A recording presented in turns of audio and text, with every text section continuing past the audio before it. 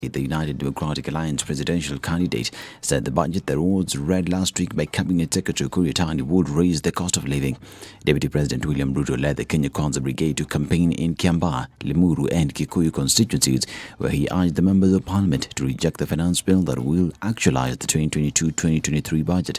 Legislators accompanying the deputy president vowed to shoot down the finance bill once tabled in the National Assembly. Now, a section of politicians with ties to the Democratic Party have written to the Registrar of Political Parties imploring it to reject a coalition agreement between the party and the Kenya Kwanza Alliance. This comes after DP's leader, National Assembly Speaker Justin Muturi, signed a coalition deal between the party and the Deputy President William Ruto over the weekend. DP's leaders argue that the party settled on not joining any political alliances ahead of the August polls as its National Delegates Convention held on February 20, 2022. According to Nyamu, members unanimously agreed that in the event the party wanted to join a coalition, it would only do so after the August general election. Still on matters politics, and Machakos Governor Alfred Mutua says Maendeleo Chapchap Party is firmly in Azimio La Umoja One Kenya coalition. Speaking after a special meeting convened by a Maendeleo Chapchap Governing Council, Mutua announced Maendeleo Chapchap had unanimously decided to support Raila Odinga's presidential bid after the party's concerns were addressed. This comes after days after a section of parties complained of being sidelined under the Azimio La Umoja One Kenya Alliance coalition. Maendeleo Chapchap Party leader Alfred Mutua announced the party had unanimously decided to back Raila's presidential bid. In a special governing council meeting convened to discuss options available for the party ahead of the August 9th polls, Governor Mutua expressed his desire to be Raila's running mate. And Nakuru Governor Lee Kinyanjui and Murang'a Women Representative Sabina Chege says Mount Kenya region will not settle for anything short of deputy president in the upcoming presidential polls. The two leaders say the region's commitment to Azimio La Umoja's bid for Raila Odinga's presidency in the August polls cannot be taken for granted by a few selfish individuals who are already positioning themselves with the Orange Democratic Movement leader. Kinyanjui was at pains to explain how a cabal is sabotaging the region's bid to be part of the next government. And the Communications Authority of Kenya Director General Ezra Chiloba has warned against what he terms as politicization of the ongoing exercise to validate SIM card registration. According to Chiloba, the exercise is aimed at curbing breaches of the law governing SIM card registration and to allow telecommunication operators to update their records of subscribers. His sentiments come amidst concerns by a section of Kenyans who are accusing the government agency of failing to justify the need to register already listed SIM cards. In the last few days, telecommunication companies have experienced long queues at their outlets countrywide as Kenyans rush to beat the deadline of registering their SIM cards. Earlier, Garissa Township MP Aden Duale claimed that the ongoing move by the Communication Authority of Kenya to have all SIM card re-registered is a plot in a grand scheme to interfere with internet connection in the country during the general elections. According to Duale, CA Director General Ezra Chiloba is a government insider who was appointed to skew the poll results against the Kenya Kwanza coalition. And police in Kiganjo, Kiambu County are searching for a man who defiled a 7-year-old girl at a church toilet during a wedding ceremony. In the horrendous incident, the girl is said to have excused herself from her mother to go to the washroom at around 4 p.m. but did not return, raising concerns about her whereabouts. The minor disclosed that a stranger had forced himself into the toilet and defiled her, threatening of dire consequences if she called for police and help. The girl was rushed to Gatundu Level 5 Hospital with serious injuries and was later transferred to Kenyatta National Hospital, where she is currently admitted in critical condition. And the DCI officers arrested 4 Kenya prison warders for selling fake recruitment letters to innocent Kenyans. The 4 are accused of obtaining over 2 million shillings from 2 Kenyans who had been promised employment letters in the recently concluded police recruitment exercise. The warders sold fake letters to Stella Kemuto and Josh Onde, who immediately realized that they had been duped and rushed to Kiamumbi police station to report the matter. And 2 children died on the spot while several others passengers sustained serious injuries after the 14-seater matatu they were traveling in rammed into a trailer. The accident occurred along the Nairobi-Mombasa highway. This is Newswire. I'm Dennis Aseto. Good morning.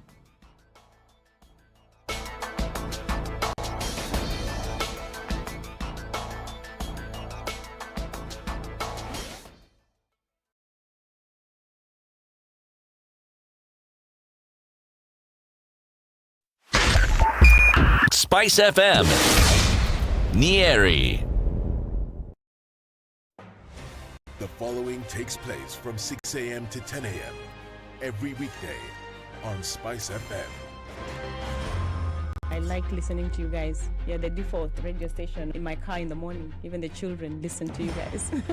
I agree Parliament has failed this country. And I will say it again. We have not done what we should have done. We know in this country, the Kenya prison sector is one of the most underfunded sector. The way it is being done and the way we're calling it Huduma number them Msema Kweli is because all records will be there. You know, there are people who are now billionaires with no history as to how they got all these assets. Yes. Anything that the president does that is not in accord with the constitution is an illegal act. You know, he shouldn't be doing it and he should be sitting here and trying to sort of guise it up. I totally believe live transmission of results and allowing Kenyans to be able to view all these results. I believe that it will be impossible to steal elections. The Situation Room, Kenya's biggest conversation.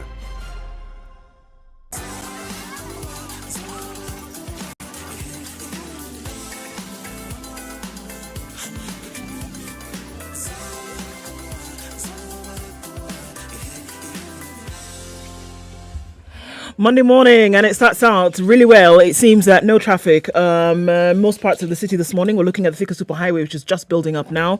Getting into the city will not be too painful. Jogoo Road started to build up around the Makadara train station out towards Landis Road and then to the Kamkunji roundabout. But it looks pretty good for now.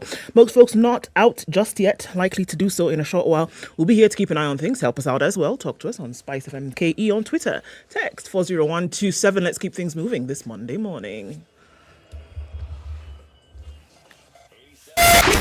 87.9 Spice FM, Mombasa.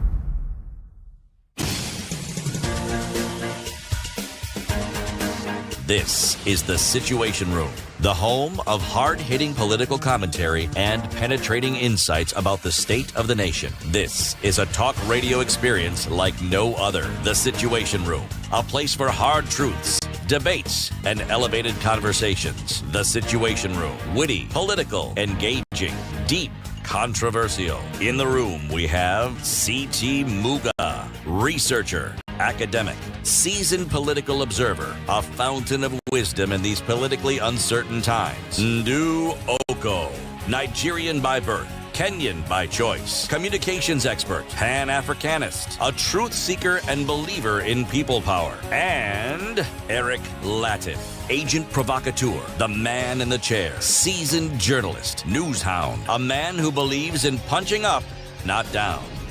This is the Situation Room, the only way to start your day. 8 minutes after 6. It's Monday. Happy Monday. Welcome to Kenya's biggest conversation, the Situation Room. Did you have a lovely weekend wherever you are? I hope you did.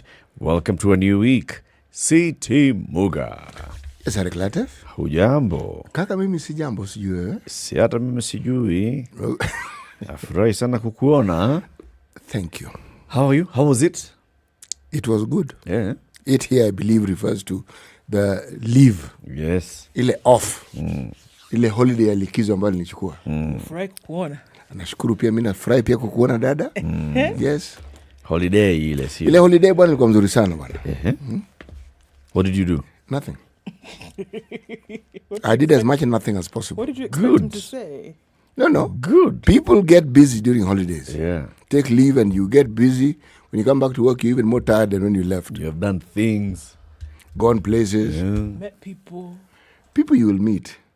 Didn't go many places myself. Been many places. So it was restful. I actually rested. You feel re-energized. I feel. Even speaking better than you did when you left. Yes. See, my L's are falling in place. My E's are in place. Even my F is in place. It's doing well. Very good. Ndu? Yes. How was you? Me was fine, thanks. How was the weekend? It was all right. What did you enjoy? Nilifanya nothing pia. Wewe nilienda church bana. Unaenda church, eh? Ulifanya Palm Sunday? All right. I'm always curious. Ulifanya demonstration around it? Hapana, hiyo sikufanya. Nilienda tu kuomba. Ukubeba pam kwa wave. Kumbuka hizo vitu. You only did that? See, Palm Sunday, you're supposed to do like Jesus did. I was supposed to ride on a donkey. Yeah. That's what Jesus did on Palm Sunday. You Yes. realize? Yes. Okay. I was supposed to make a triumphant entry into Jerusalem. Yes. Okay. In my heart, I did.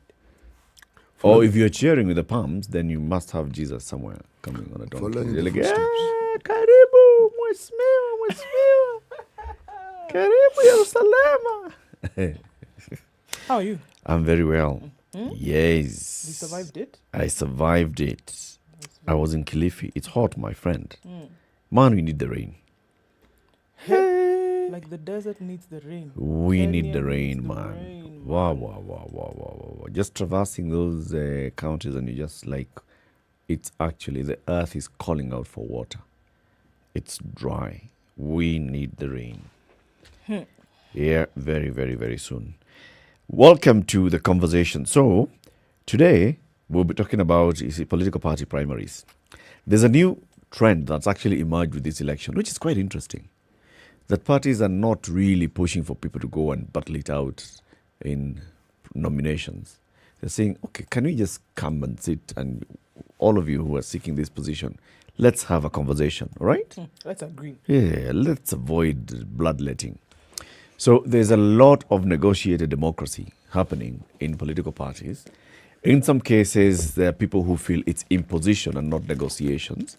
And in some very many cases, there is what the people are feeling are negotiations, right? So we'll be having that conversation at 8 o'clock. The elections board's managers of UDA and KANU will be with us. They'll tell us what they've been doing. We know UDA has had some of those conversations taking place, where some leaders who are seeking certain positions have been have had conversations and they've agreed to change their positions. There's still complaints with many parts of the country. So that is a conversation that's coming up at 8 o'clock. At 7, we'll have another one on promoting an inclusive, people-centered governance in the country. And what's that all about? That is about the citizens. Just the same thing that we're having a conversation over on Friday, a national convention, social movements, and the political agenda. This is promoting a people-centered governance, a people's manifesto. What is it that they basically let the people say what they want from their leaders, and not the leaders coming to say what they want to do for the people. Yeah, those two should be joined. There's more conversations coming up, and then we obviously have to track COVID. 499, just at the precipice of 500 million cases. 499,132,532 is what the world now has reported in terms of COVID-19 cases. 6.2 million deaths around the world. 448 million of this 499 have been recoveries. So, that's what the world is looking at. Let's look at China because, I mean, again, that is really where a lot of the world's attention is now in terms of spread. Before we do that, let's look at what's happening in Kenya. 10 new cases, a positivity rate of 0.5%, from a sample size of 2,211.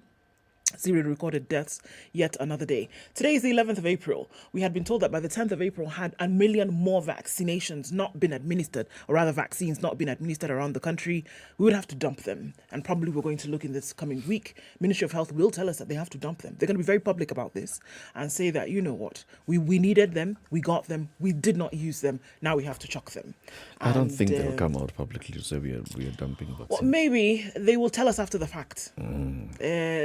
I don't think they'll let us know, well, right now we're incinerating them or whatever. But they'll tell us later we had to dump them.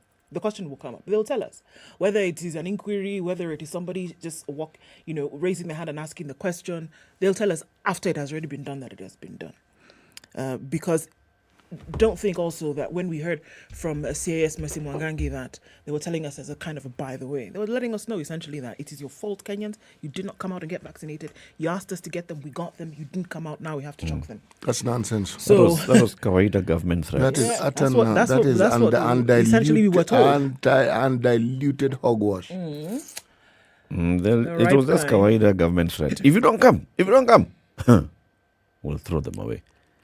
You know, I don't see the government actually doing a public announcement saying we are throwing away vaccines. No, I think they will tell us after it has been done. They will not even. It'll just be one of those. This Eric seems to have hit this proverbial nail on the head, with reference to how government functions and how they speak. What do these people think we are? Every time you're talking to your citizens, people who employ you and pay your salary, you're threatening them. You're giving ultimatums. When they ask you to do your job, there's some lame excuse about why you haven't done it. Because some shipment, God knows, went to which part of the world instead of coming to you. There's always a story behind it. Doesn't it just seem to be the thing that Kenyans are blamed for all these things? Last week we were, told the same thing by the PS Ministry of Energy. He said, you know what? The reason why we have this shortage is because everybody's buying at the same time. See, no. Thank you so much. Is that not a perfect example? Indeed. Let me tell you really quickly what's going on in China. President Xi Jinping has praised his country's handling of the COVID pandemic. So you guys all here saying that there's something. He believes that they've done a really good job. Even as Shanghai has reported a record number of cases, there was an event, of course, marking the Winter Olympics, and Xi said some athletes deserved a gold medal. Some athletes said China deserved a gold medal for its approach towards a zero COVID policy. It's been under strain with infections surging and signs of public anger. 25 million residents in Shanghai have been under lockdown. Friday, they announced a record case of 21,000 cases. Out of 130 infections during the current outbreak, just one person was considered to be in severe condition. The low number of serious cases is asking whether then a lockdown is actually necessary. In Jilin, which is in the northeastern part of the country, they had reached a social zero COVID after 33 days of lockdown. So they're seeing as though they were able to contain it really well.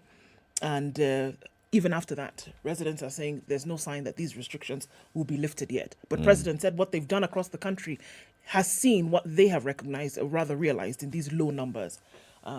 High numbers for them, 130,000, one person in severe state. Even as the Winter Olympics started, he believes that China deserves a gold medal for the way in which they've handled this. Interesting to see what happens in the coming days.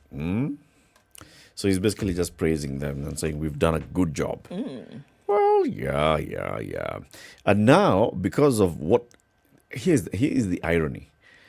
China is actually taking action on containing COVID. This time, the Western media is blasting China for the action it's taking to contain the COVID is it necessary pandemic. for you to be so panicky? This is the question. If it was the other way around, that, China is not containing, we'll be saying, oh, Xi Jinping is not caring for his people. Xi Jinping is not... Good Lord. Eric, this is something you point out all the time. And it is really interesting how the West likes to control certain narratives. And with everything negative that happens on this planet, it must point in any other direction other than themselves. If it's HIV, it is us. You're given some narrative that doesn't even add up, no matter what binary system you use. Now we have COVID, again, the same story. Fine. Is that one? Yeah, you blame China, it's your people who are dying. You blame Africa, it's your people who are dying. So you carry on. You just go on. Yes. 19 minutes after 6. Are you online? Say hello. We'll be doing the roll call shortly. This is the Situation Room, the only way to start your day.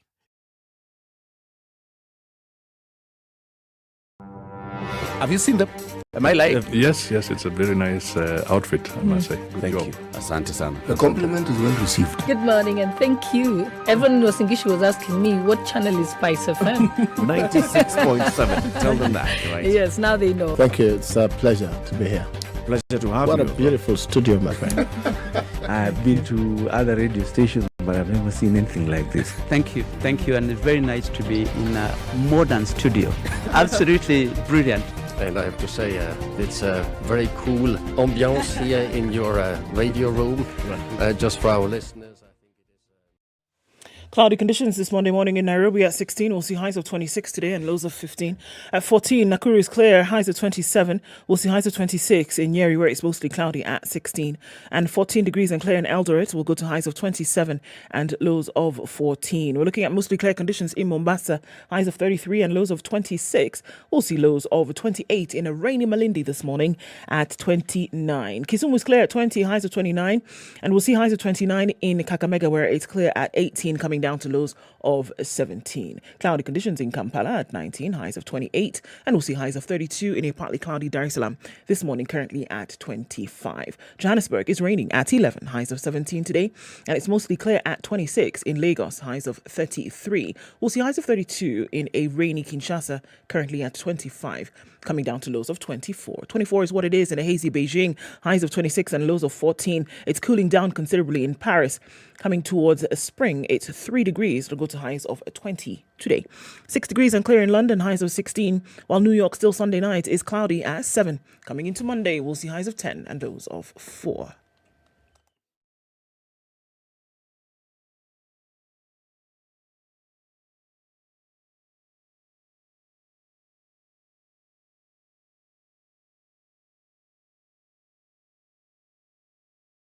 Mature, intelligent talk every morning. Spice up yourself. 21 minutes after 6. Raphael is tuned in from Nakuru and he says good morning. Agola Linda says good morning and welcome back, CT. MK is what I'm going to call you. Says good morning, CT. Can't wait for today's proverb. I hope you're geared and ready to go.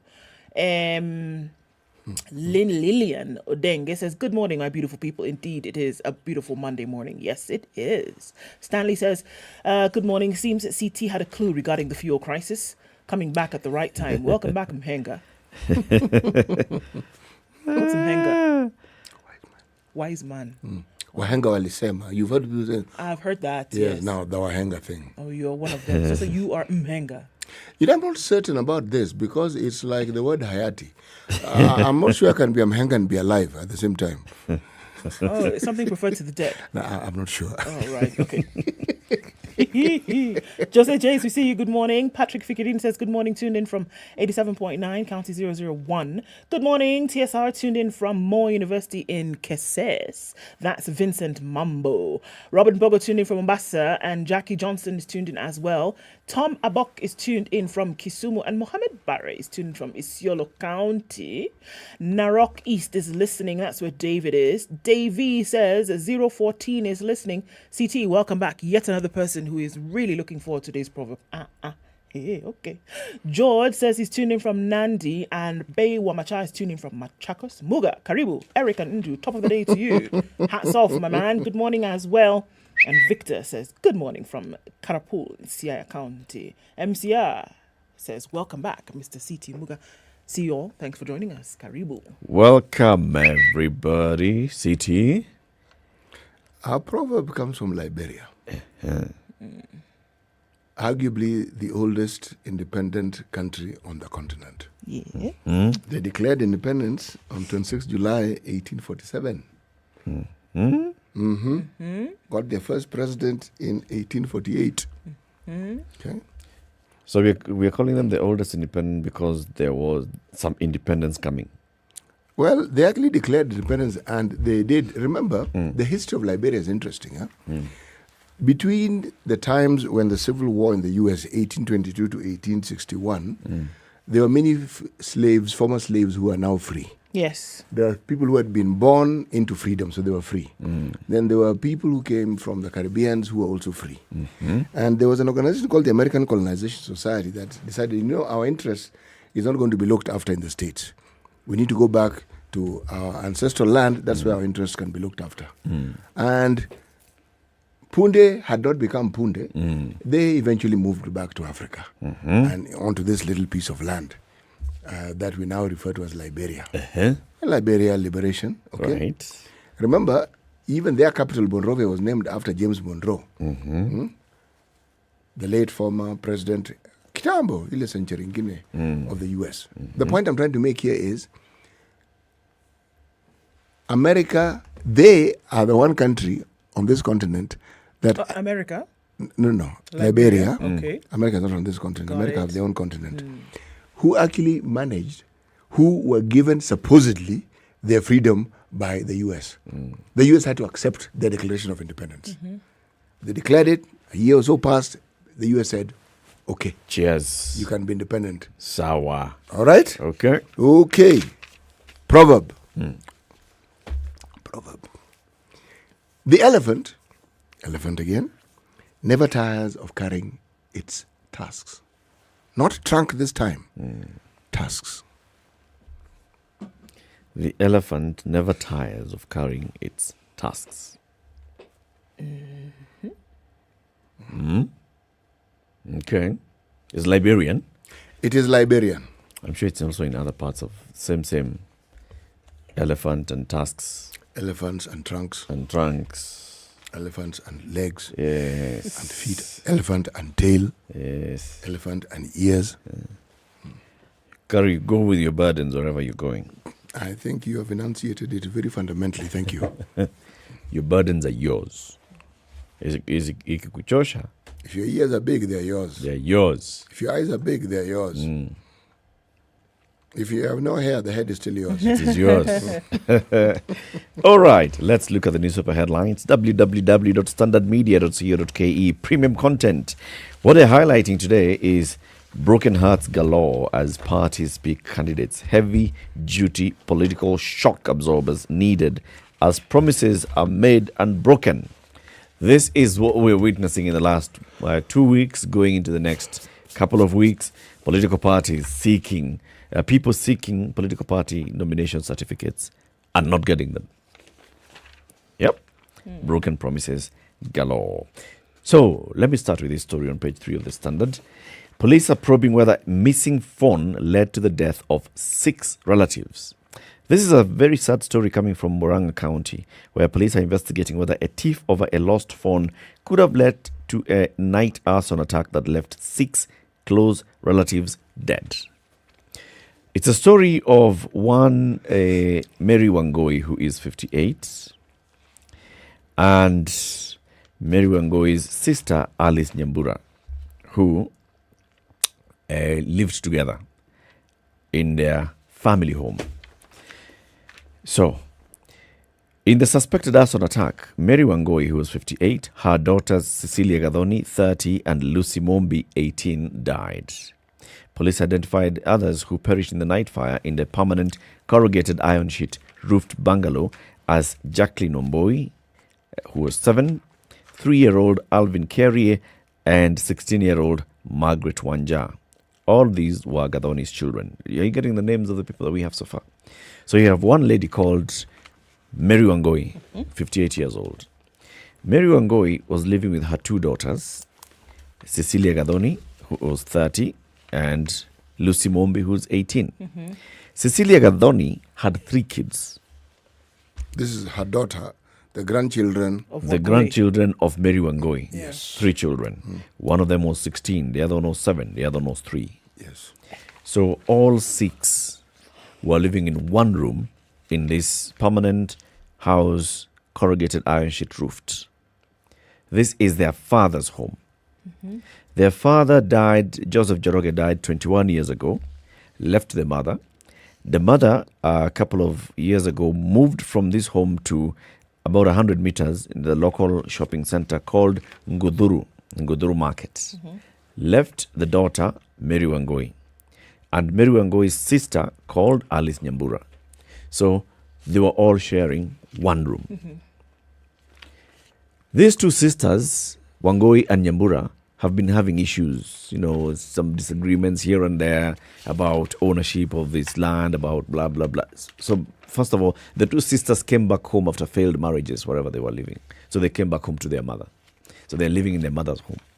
And the Wangoi has come with her children. Nyambura has also come with her children. So all of them living, same house. Tiff. Some issue about a missing phone, blah, blah, blah, escalates into something. One night, fire. Fire burns Wangoi and her children and her grandchildren. All of them dead. Nyambura and her children escape unhurt. Tuko pamoja? Now, how many children did Nyambura have? Nyambura has been living here with her 2 children. Okay. And they escaped unhurt.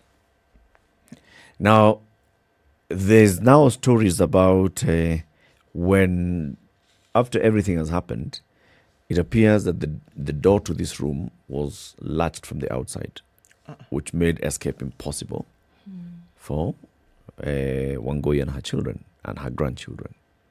And that's how they all perished in this house. Now, police are investigating. Were these people in the house? Were they dead before? What happened? Did the fire kill them? Were they dead before the fire started? All those things. One family member, a named relative, is aiding police with investigations. How exactly? She's in custody. Okay. And apparently a story. You mentioned that there was a tiff between Wangui's children. There's a tiff between Wangui and Nyambura, the two sisters. The two sisters, okay. Yep. The two sisters who came back to their mother. And remember, the mother just moved out of this house and went to Nguduru Market. To leave space for her children. Yep. Right. Man? Sad story. Very. Sad story. You know, why is it that when you actually think that you've heard the last of these very gory tales, and even a gorier one appears, and it is blood relatives. Yep. You can't get closer than sisters, can you? No. And yet that discussion that we've had in the past and we've spoken of regarding the mental health condition in this country, that one is as silent as silence can be. Yeah. Every once in a while there's a slight squeak about something happening with the police force, perhaps maybe something happening, and then dead. It goes. And then these problems keep popping up. Now, these are the things we read about. What about the things we never get to hear of? Yeah, and those are in the majority. The ones that we never get to hear of are in the majority. And I mean, look, it's a silent dark hole that we're just really not ready to have a conversation about yet. And just as you say, the manner in which we see some of these things happening are not as gruesome as they were 5 years ago, 3 years ago. People are becoming a lot more bold in the ways in which they do things. It was unheard of 10 years ago that an entire family would perish, for example, in the hands of a relative suspected, a door closed from the outside, essentially meaning very many things.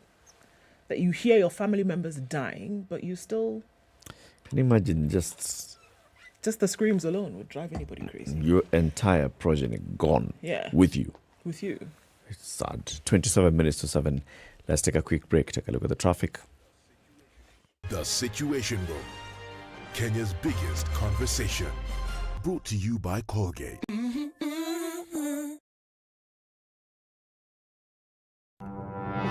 If I'm found guilty, there is no problem. I'm willing to serve.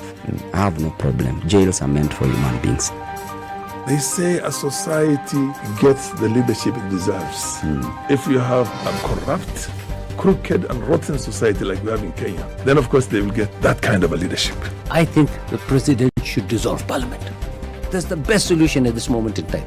Dissolve parliament. All of you go home. Yes, we all go home. How are we encouraging other people who might have new and creative ideas?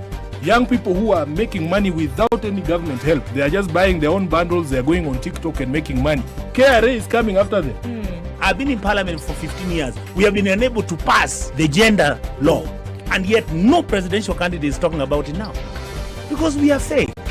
The truth is, all the men refused to vote for that law. What did Sonko do to Pumwani Maternity Hospital? Yeah, he with cleaned his it own up. money. Cleaned it with his own money. That was him as an individual. Yeah. And I did not say he was cleaning his own money. I was saying he cleaned it. Foot, mouth. Foot, mouth. Eric. Okay. The Situation Room, Kenya's biggest conversation. Seems like there's a lot of behavior on the roads this morning. Not much going on. Either that or folks are deciding to wake up a little bit later this Monday morning. A few minutes after 6:30 and roads are looking free and clear. Jogger Road, not too much of a problem. You'll get out to Landis without too much of a hold up. Landis Road, bits and bobs of traffic as you get towards the Kamkunji roundabout. But coming off Langata Road looks pretty good. I think you should be in town in, less than 10 minutes if that's where you're heading. And the Thika Superhighway, we're seeing that build up. And that's the craziest of what we'll see so far this morning. All the way past the drive-in, past that outer ring junction. It looks like everybody's coming off Thika Road today and well past Tusker Village, well out past Roy Sambo, then going out towards that Committee Road, guys. So traffic is really heavy on the Thika Superhighway this morning. Looks like it's going to take a minute to get into the city. We'll keep an eye on things and see how that opens up. For now, the Southern Bypass looks pretty good. The Eastern Bypass also clogging up. Some folks are trying to get away from Mombasa Road, get onto the Thika Superhighway. You might want to just stick on Mombasa Road today, but because it doesn't look too bad. How about we keep an eye on things? Check back in half an hour. Let's do it. SpiceFM KE on Twitter. Text 40127.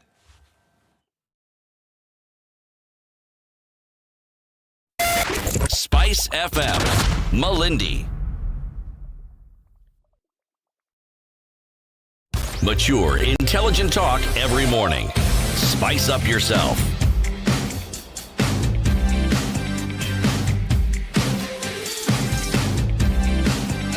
Mornings done right. 24 to 7. 94.4 Spice Everybody's FM, up in a huff Nairobi. about what's going to happen with your SIM registration. So the CA Director General Ezra Chiloba yesterday spoke and was trying to put some of these fears to bed or to rest.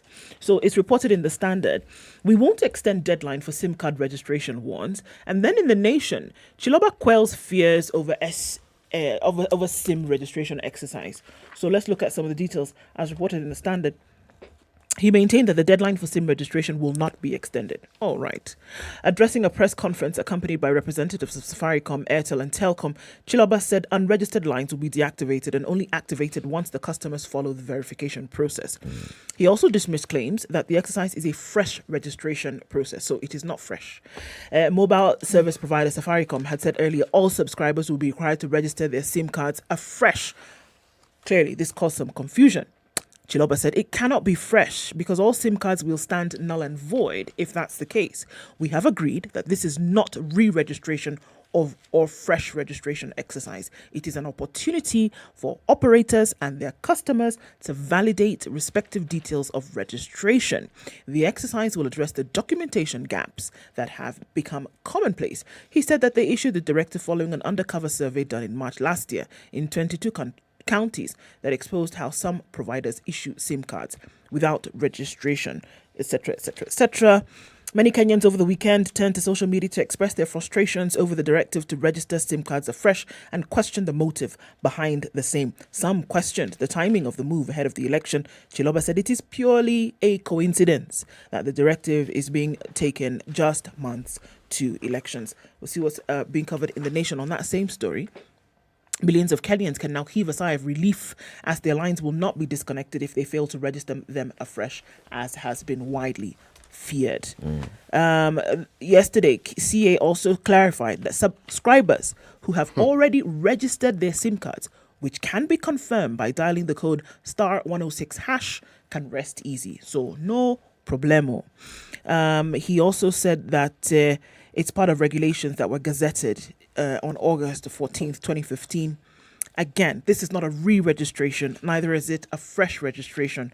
So the people that they say to be targeting are those whose lines have been registered without their official name. I honestly don't understand it. You don't get it? No, I don't get it. I've been listening and listening and listening. Hindu, you clearly understand this thing. Abu explain now in layman's language. Yes.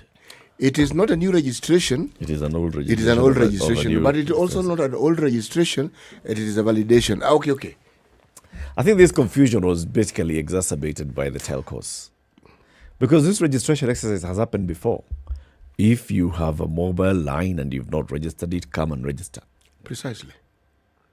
And so that they have your details. So you have your details. Now, once they have them... Mostly, people have M-Pesa, people are doing M-Shwari, so people have registered their lines with the telco. Yes, they have. So it's those that have not. If we don't have your details, we're going to disconnect the line. The telcos have got to explain. The law requires that when you are selling a line, you register. Yes. They are.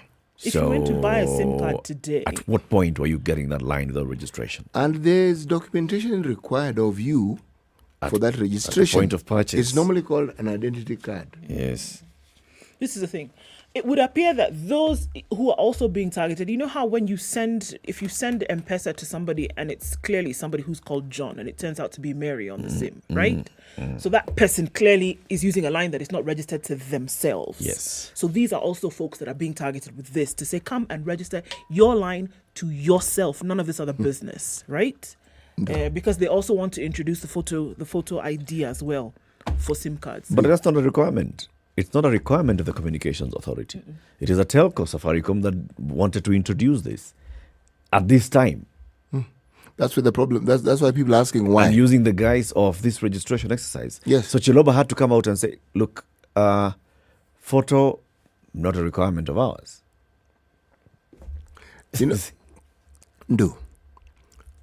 We always take the view that these cell phones that we carry with us are properties of the owners. There are places where it's a community property.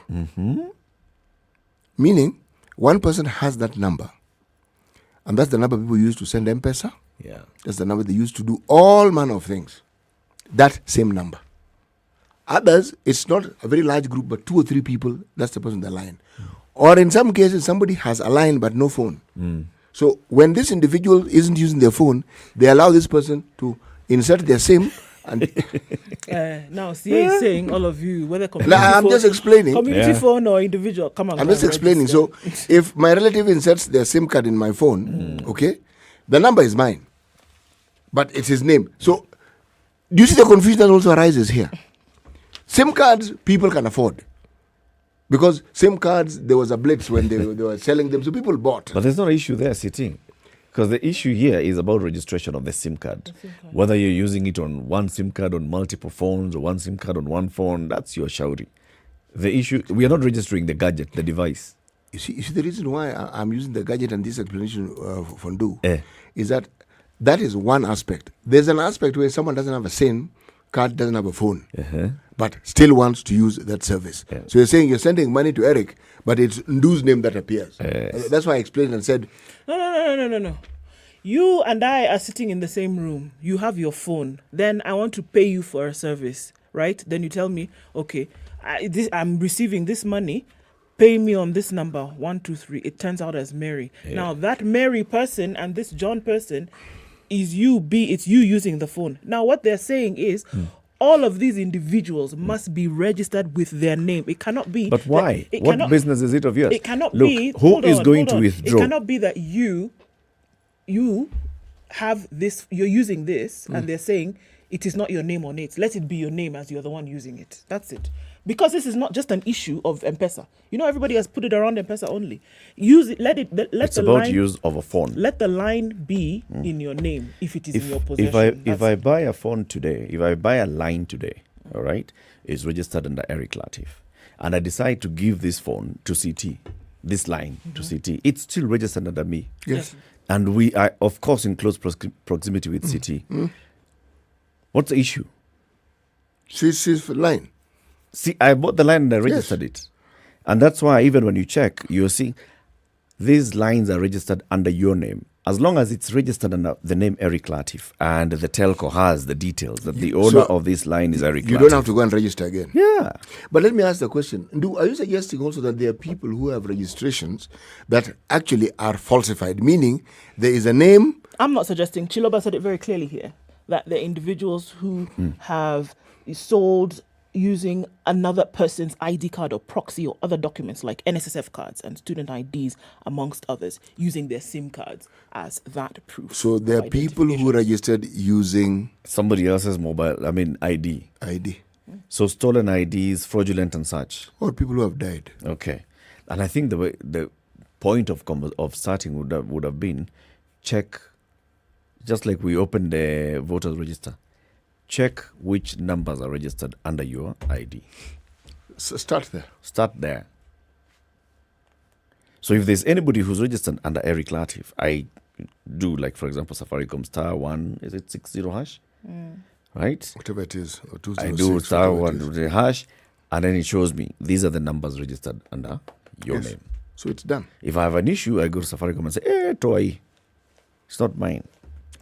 Or are they equating this with that situation where people who are supposed to be in certain political parties go and check and they find that they're registered under some political parties they've never even heard of. They never went to acquire this particular line. Yes. And yet Safaricom knows that you have a line. You know that you registered for Tengeneza political party. And then you suddenly find that you're in Twende Kazi Asubuhi na Mapema party. Now you're thinking, when on earth did I do this?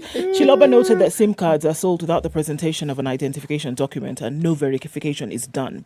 He said this was aiding criminal activities like financial fraud and related crimes that prevail in situations of compromised SIM card registrations. He says, how can we win the war against such crimes if we cannot participate by ensuring that we have updated records? I think the whole communication it didn't start from that point of we are updating records. It started from a point of like we are registering everybody afresh. Yes. Now, updating, you don't need to go and visit the shop. You can do it online. Yep. Hiya, what are you looking at, City? Digital lenders to reveal source of funds in CBK dirty cash war. This is the Business Daily. Digital lenders will from September 18th this year be required to disclose the sources of their money, the Central Bank of Kenya, in measures aimed at curbing money laundering. Meaning, you have until now, until the 18th of September. To launder. Yes, and thereafter make sure that you have organized the laundering process so that it doesn't catch the ire of the CBK, because that's what they're saying, really. The requirement follows gazettement of the Central Bank of Kenya, Kenya Digital Credit Providers, regulation that compel the lenders to give details of their investors and also prove that the funds are not intended to fund criminal activities. How on earth do you do that? You give someone money. How do you know what they're going to do with that money once you've lent them? I mean sincerely. Read again. Okay. What? The requirement follows the gazettement of the Central Bank of Kenya Digital Credit Providers, regulations that compel the lenders to give details of the investors, understandable, and also prove that the funds are not intended to fund criminal activities. Now, tell me, how? Do you think when somebody wants to commit a crime, they go to the bank and ask for a personal loan and we ask, what's the purpose of the loan? I want to commit a crime. Since when? See, that's why they do the checks. And this proof, okay. That's why they do the checks. Because I'm thinking, City, if the requirement here is know your customer, it's a KYC requirement. Once you know your customer, somebody is coming to borrow money, you ought to know this person. You know something, Eric? Huh? That is why I'm hooing and hawing over this particular matter. It's for a very simple reason. The central bank has set themselves a very lofty goal. Okay? It's like asking them to know the minds of the people who are borrowing from them. And I'm saying you can't do it. Get to know your people. Essentially, you are then asking them to have a background check on people who want to borrow. And that is now going to involve people who work in the criminal investigation department. You, the person who has an account with this person, or the person with whom this person has an account, and they've probably borrowed money from you. Do you and they pay you back. Do you have recourse to start doubting or asking what this person uses the money for? They borrowed, they pay. They borrowed, they pay. I'm not saying that the goal in itself is not attainable. I am saying it is lofty. Okay. If you think about criminal activity, or in this particular case, like financing terrorism, it's basically using your company as a tool. As a front. As a front, right? As a vehicle to get money and get money into terrorism.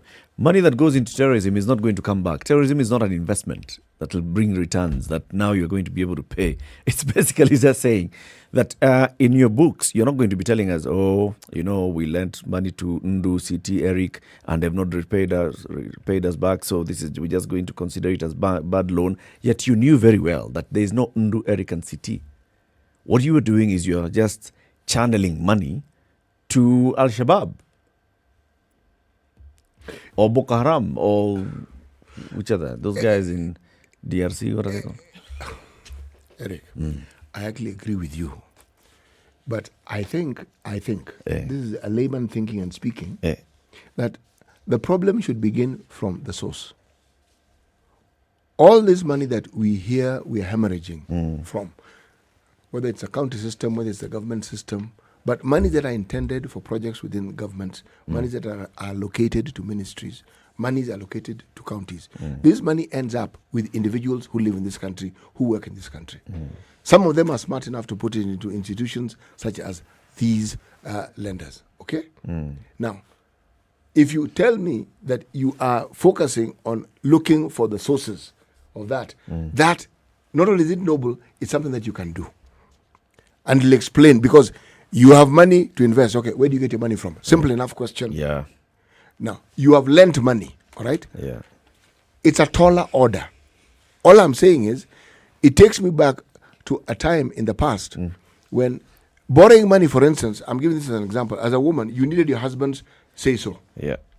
In this country, independent Kenya, a woman, you're working, you have a job, you even have a salary going into an account, but to get a loan, you need your husband to take off on it. Now, you want to ask, hey, what on earth was that going logic? on? Yes, what on earth was that logic? I'm simply saying that the strictness with which you will need to apply to this situation to be able to know where the funds are going, it may hamper the very process that you have put in place to conduct the business of lending. Yes. This same requirement has existed for a long time with commercial banks. CBK is basically extending what they've been doing with commercial banks to digital lenders who are now falling under the ambit of CBK regulation. It's not new. It isn't. It isn't. The only problem is, with the banks, for the most times, you physically went. Things have changed. You are known. And you're an account holder. Yes, you're known. You're not some entity that is on a digital platform. No, you're known where you work. And they even go and check physically to determine some of these things. This form of lending, none of that happens. Come up with something. Sheesh.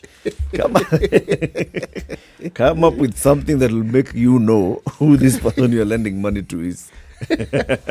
Okay, I rest my case.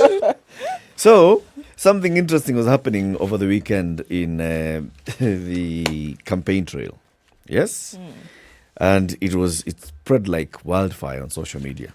Kericho gubernatorial race, hotly contested. People have said this is the one. This one, in fact, the nomination exercise for UDA in Kericho, this is the one that's going to be the general election. Forget August 9th. Wait for it. So we have former CS, Devolution, and previously Energy CS, Charles Keter. We've got Professor James Sang, who's also aspiring. And we've got a man called Dr. Eric Mutai, who is also vying for this. They are seeking to replace Professor Chepkwony, who has served 2 terms, right? Hotly contested Professor James Sang, Dr. Eric Mutai, Mr. Charles Keter, and others. Now, we saw this happening. This Dr. Eric Mutai started campaigning around 2020, and even before that, he's been going, meeting the people, talking about him being a hustler. He does not have as much money as his political opponents. He does not have the history of being in political office as his opponents, especially Mr. Charles Keter, who's been an MP, a senator, cabinet secretary, all those, right? 20 years. He's been in political life. Now, what we saw over the weekend was crowds of people doing impromptu harambes to finance the campaign of Dr. Eric Mutai. The other way around. Instead of people saying, Chota, Gonya, they are saying, here, we are Gonyaing you. We are setting you free. We are setting you free. Chukwa. They did impromptu harambes in various places in Kericho. He says he spends 30,000 shillings daily on his campaign, and well-wishers are taking the tab on most of his campaign bills, especially fuel. Interesting, isn't it? Very. Well, it's interesting. Remember, I was talking to some of our colleagues this morning who come from that region. Yes. And they said what they found fascinating about it is that people don't only donate cash, they donate vehicles, brand them, food. Meaning, I thought about it and I said, you know, this hustle narrative is actually really effective. Because the people of Kericho County have gone and recognized who the hustler amongst the competitors are. Yes. And they're supporting a fellow hustler. They have gone for the hustler. They are supporting a fellow hustler. So what does it tell you about the people whom they don't consider to be hustlers? They have some very interesting view of them, right? But Eric, this is what politics actually ought to be. Yeah. Somebody who wants to represent you. Can you think of a more effective way of people showing their support than some? Look at the list of people who are contributing. Ordinary citizens, vendors, people who sell vegetables, giving what they have. Somebody gives 400, somebody gives 200. They are giving. But that's what it used to be. Just look at before we had this, what many would call this formalized way of government. That was what it was. That folks came together and picked who they wanted their leader to be. They would bring food, they would bring money, they would bring livestock and said, look, we are rallying around this individual. It is us. We have decided who we want to lead. Not this superimposition that we've seen in this present day where somebody comes and say, it isn't me. I am the one who is going to lead. Let me come and give you. No. It was people who said, look, this is the individual that we have chosen. This is the one that we have selected. We are throwing our everything behind him or her. That's the way it was done. No, that hustle narrative, that empowerment narrative, people have been empowered. Totally. They've understood it. They've realized this one. The way you do it is you don't let someone come to tell you they're a hustler. You decide for yourself who you know the hustler is, and then you support the person. Yes. This is a very interesting race. I think so. Yeah. And should Dr. Mutai win, then the bar has been set so high. In fact, even the expectations of the people. Hey. The thing about these things is it'll catch on. I'm saying it now so that it is heard. It's April 11th, 2022. Yes. Let's document. With this who and how that you hear parties, what have you, people are going to look for people whom they think they want to elect, and they're going to support those people. Yeah. They'll get to the top. Can I tell you a really quick story about getting to the top? Kenyans joined the first all-black team attempting to climb Mount Everest. Do you know Mount Everest, the tallest mountain in the world? Kenyan mountaineer James Kagambi is among a group of 10 climbers aiming to make history in a sport not known for its diversity. The group hopes to be the first all-black team to climb Mount Everest. The other nine members of the team are Americans.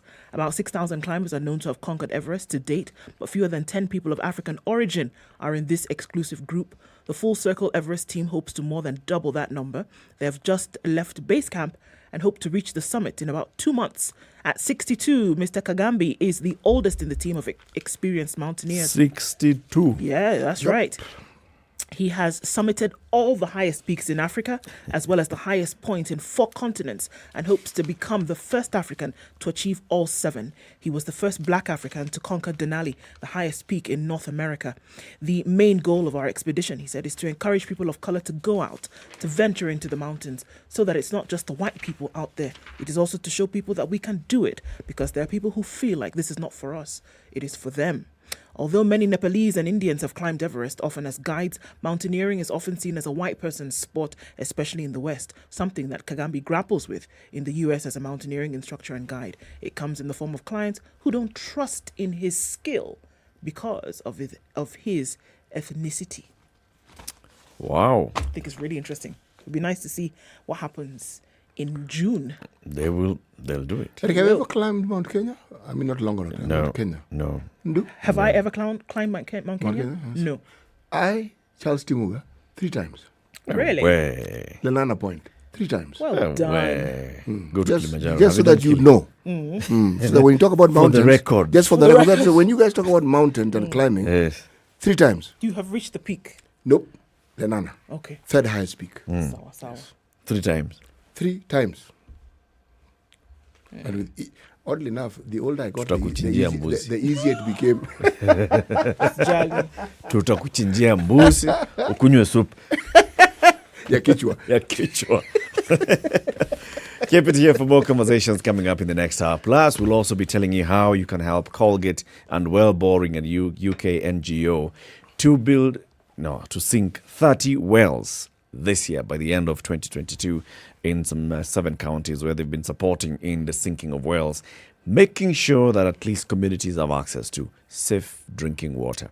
They're sinking wells in schools in those 7 counties. We'll tell you which counties. But if you go to Naivas today and buy a tube of Colgate, wewe itakuwa umesaidia sana, because part of the proceeds from that sale will go to supporting these communities. Good morning. It is 7 a.m.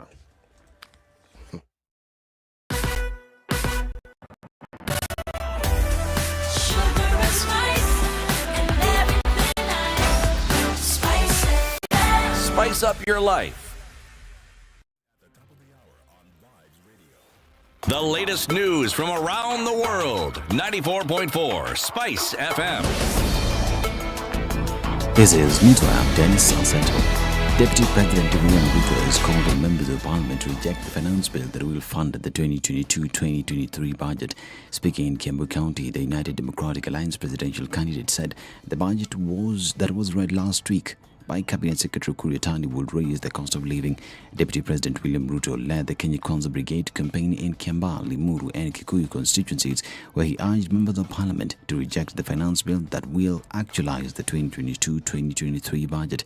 Legislators accompanying the deputy president vowed to shoot down the finance bill once tabled in the National Assembly. Now, a section of politicians with ties to the Democratic Party have written to the registrar of political parties imploring it to reject a coalition agreement between the party and the Kenya Kwanza Alliance. This comes after DP's leader, National Assembly Speaker Justin Muturi, signed a coalition deal between the party and the Deputy President William Ruto-led outfit over the weekend. DP's leaders argued that the party settled on not joining any political alliances ahead of the August polls at its National Delegates Convention held on February 20th, 2022. The members argued that its members unanimously agreed that in the event the party wanted to join a coalition, it would only do so after the August general election. Now, Machakos Governor Alfred Mutua says Maendeleo Chapchap Party is firmly in Azimio La Umoja One Kenya coalition. Speaking after a special meeting convened by Maendeleo Chapchap Governing Council, Mutua announced Maendeleo Chapchap had unanimously decided to support Raila Odinga's presidential bid after the party's concerns were addressed. This comes after days after a selection of parties complained of being sidelined under the Azimio La Umoja One Kenya Alliance coalition. In a special governing council meeting convened to discuss options available for the party ahead of the August 9 polls, Governor Mutu expressed his desire to be Raila's running mate.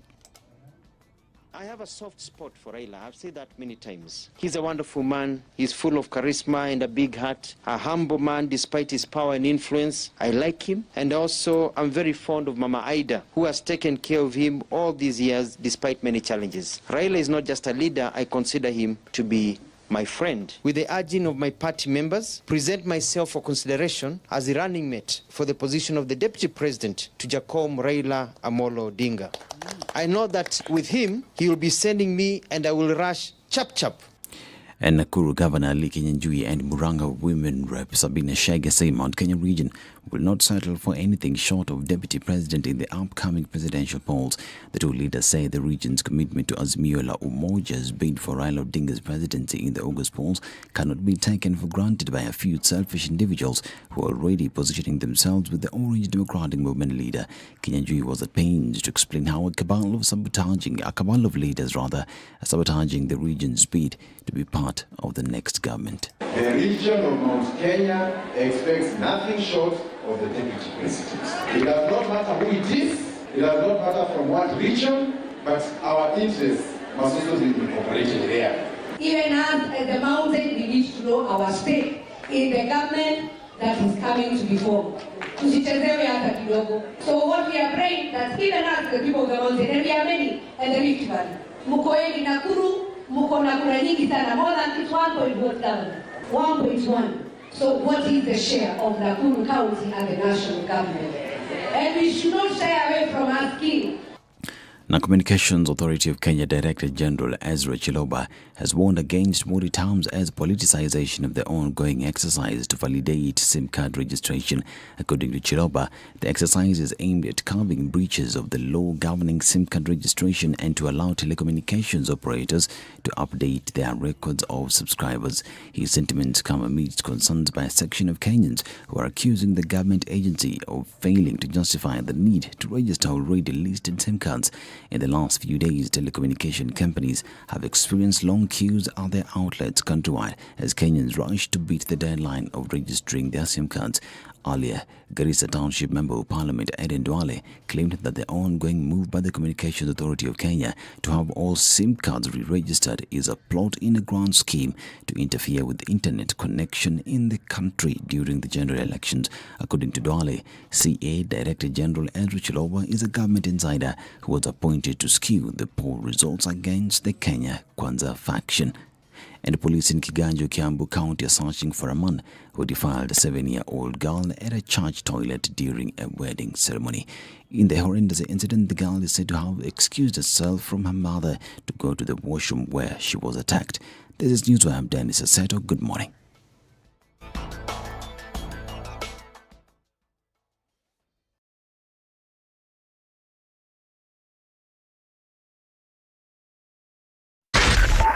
SpiceFM, Nakuru. Traffic getting into the CBD this morning. It's coming off Thika Superhighway, hot and heavy. We're looking at quite a lot of it going way into just past Allsops today. We had that earlier coming off of Roysambu, but that has relaxed just a little bit.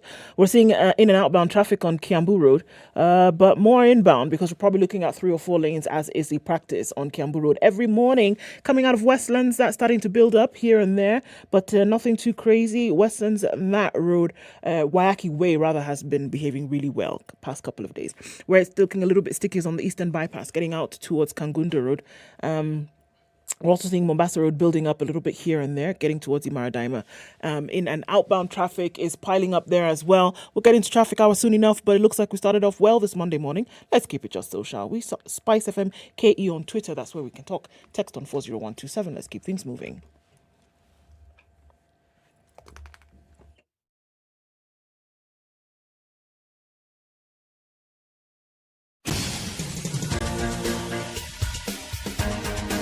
This is the Situation Room, the home of hard-hitting political commentary and penetrating insights about the state of the nation. This is a talk radio experience like no other. The Situation Room, a place for hard truths, debates, and elevated conversations. The Situation Room, witty, political, engaging, deep, controversial. In the room, we have C.T. Muga, researcher, academic, seasoned political observer, a fountain of wisdom in these politically uncertain times. Ndu Okoh, Nigerian by birth, Kenyan by choice, communications expert, Pan-Africanist, a truth seeker and believer in people power, and Eric Latiff, agent provocateur, the man in the chair, seasoned journalist, news hound, a man who believes in punching up. Good morning. Not It's down. 7 minutes after 7 on the This 11th is day the of Situation March Room. 2022. It's March until the president does the thing on the expressway. I think we need to still see what's going on. No, City is aware. But we're still in March. It's not so much a question of March. The debate was not about Eric driving from Lolongo to Eka. The issue was the completion of the highway. Oh, It is not there's the sticky complete. point. All right. It is not complete. Did you hear that, Eric? What's not complete? The super thing that's What does complete mean? that's the point. Uh-huh. Complete means everything that was in the plan regarding that super highway, super elevated highway, has to be in place.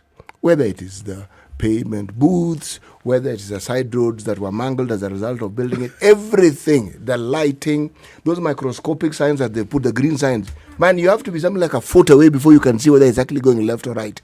All those things have to be in place and complete. It's not this thing in the middle over here that you must go then from the air. No. airport. It's connected to all these. Then you pilot it. After you pilot it, then you say, now it is safe for everybody to use. To have him, monsieur? You see, that's not even the issue. You see, he's introducing his own story. But of course, that's the whole point. So, the day the president launches the road is what we're talking about. Complete. The road. president can now launch you the road with your as he sees you fit. with your things of whether the road is complete, the road is usable. But Eric, I agree with you. Yeah. Evidence is that you have used it. Yes. President launching it, he will launch it, even if it's incomplete.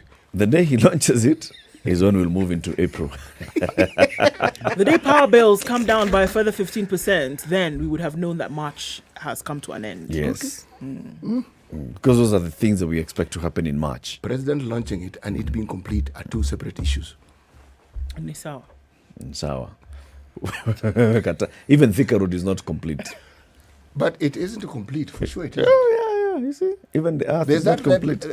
God is still doing some that work. they put there, Mpaka it became brown.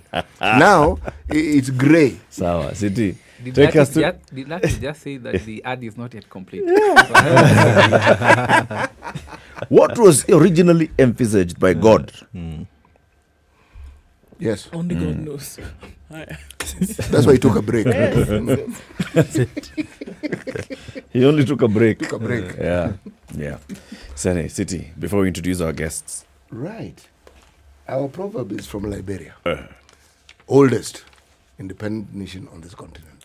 When we say oldest, what do we call Ethiopia? But Ethiopia was never colonized. So it has always been independent. Always. So it is the oldest independent then? Actually, no. You see, no. Independence means there was a point in time when you were not independent. So you sought your freedom. Right. Ethiopia didn't need to seek freedom. They had it all along. They just continued. And it was a monarchy rather. It continued. They didn't have these issues that we have. They're having issues now, of course.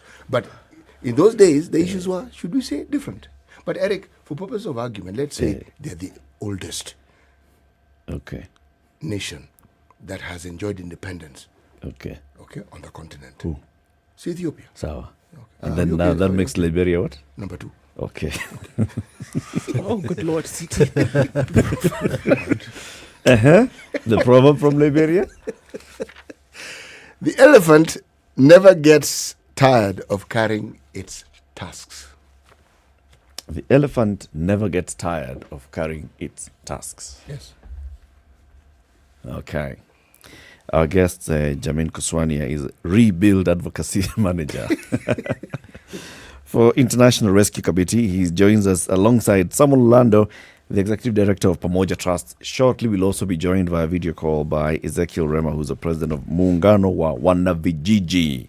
Jamin, good morning. Good morning, Latiff. Good to have you on the show again. Thank you for having me back here as we discuss what really matters. Yes. People's voices. Kabisa. And as well, Samuel. Thank you. Karibu. Asante sana. Do you have a variation of this Liberian proverb in your community? I think it does. I never thought that it was actually a Liberian proverb. I think in societies where they have seen elephants and they see how big the husk is, it comes automatically. This huge animal is not tired of ferrying this. But in my community, I have not heard about it. Which means you guys don't have elephants? Our region didn't have elephants from... What did you guys have? Goats. Which region is this? Which region is this, Kuswania? Goats, cows. We were referring to wildlife.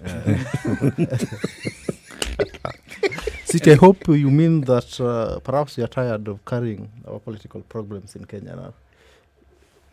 Perhaps you may be You right. never get tired. Yes, but perhaps also, this is a clever man. He has a thought and he decided to transfer it to me. In essence, saying, City, this is what I'm thinking, but why don't we play? City, were you thinking perhaps that this is... Yes, that's precisely what I'm thinking. The thing about a proverb is that it enables you to attach it to any situation that you see fit. Yes. You can own it, make it relevant to your situation, make it relevant to something you've experienced. That's the beauty of it. Yeah. And if a proverb isn't a subject of debate, then it is not a very good proverb. Exactly. Let's talk about the National Convention of Social Movements on the political agenda for this year. National Convention of Social Movements. What does that mean? What it basically means is that the social movements are convening tomorrow, and it's related to City's proverb. That we are tired of reading the book of lamentations and lamenting and, complaining. How can we change the narrative? And we change the narrative by providing alternatives. Who are social movements? Maybe we will start from there. Social movements are a community of conscience, a community of practice, who behave in a particular way of doing things. We draw our membership from informal settlements, from trade unions, from civil society organizations, and from individuals who may be converted like yourselves. And I hope that when you step out of the studio, we will have converted you to join us tomorrow, who believe that there's a way we need to govern ourselves as a people. And by governing ourselves, we need to have alternatives to the problems that we have as a nation. So tomorrow we convene at Fungamano to have this conversation around the 2022 general elections and what our aspirations are. And how would the aspirations be realized and concretized? Because I'm sure various communities or various people who will be meeting there, each of them have the different aspirations. Is it a convention to say, so what is it that you'd like to see for the future of the country, or what you'd like to see in leadership in this country from August? How is this conversation going to be? So the aspirations can only be realized if they're turned into policy documents that are later implementable. And you're very certain that after August, then we shall get into a planning phase in the next government, be it at the county or at the national level. So aspirations that we shall speak about tomorrow shall be social contracts between us and those who are aspiring for various offices. But then when they get to the phase of planning, then we will now translate this into planning documents. At the county level, it's our expectation that this is in the county integrated development plans. At the national level, then it will be the interpretation of the national government functions. And that's our interpretation of People's Manifesto tomorrow. Something that you've said which makes a lot of sense. The applicability capacity that it's supposed to have is what I find a little doubtful. Social contract, I understand. Actioning it, that and I understand. Accountability, to ensure that it's upheld, that always is the question. How do you get beyond this question and ensure that what you've actually gotten into is something that gives you leverage that can give some form of guarantee that what you hope will be achieved? Because in the absence of that, our leaders will run footloose and free as they've always run footloose and free without any recourse to thinking about what it is that they're actually elected for in the first place. You know what's going to happen when you look at our statistics? More than 70% of those who are in current regime, who are in the National Assembly or the Senate or the county assemblies, will not retain their seats. And it's because they have not honored the social contracts that they had with people. So in many occasions, we lament and say that we are a reflection of our leaders, but we normally vote them out after every 5 years. Perhaps then what we need to do post-2023 is to recall them. I think that's what you're trying to suggest. No, I'm saying that when they are in the positions of power, instead of having to chuck them out every 5 years, what is it that we can have in place so that they actually do what they're supposed to do? You know, it is true that the accountability bit is the most difficult aspect, but then we can't give up.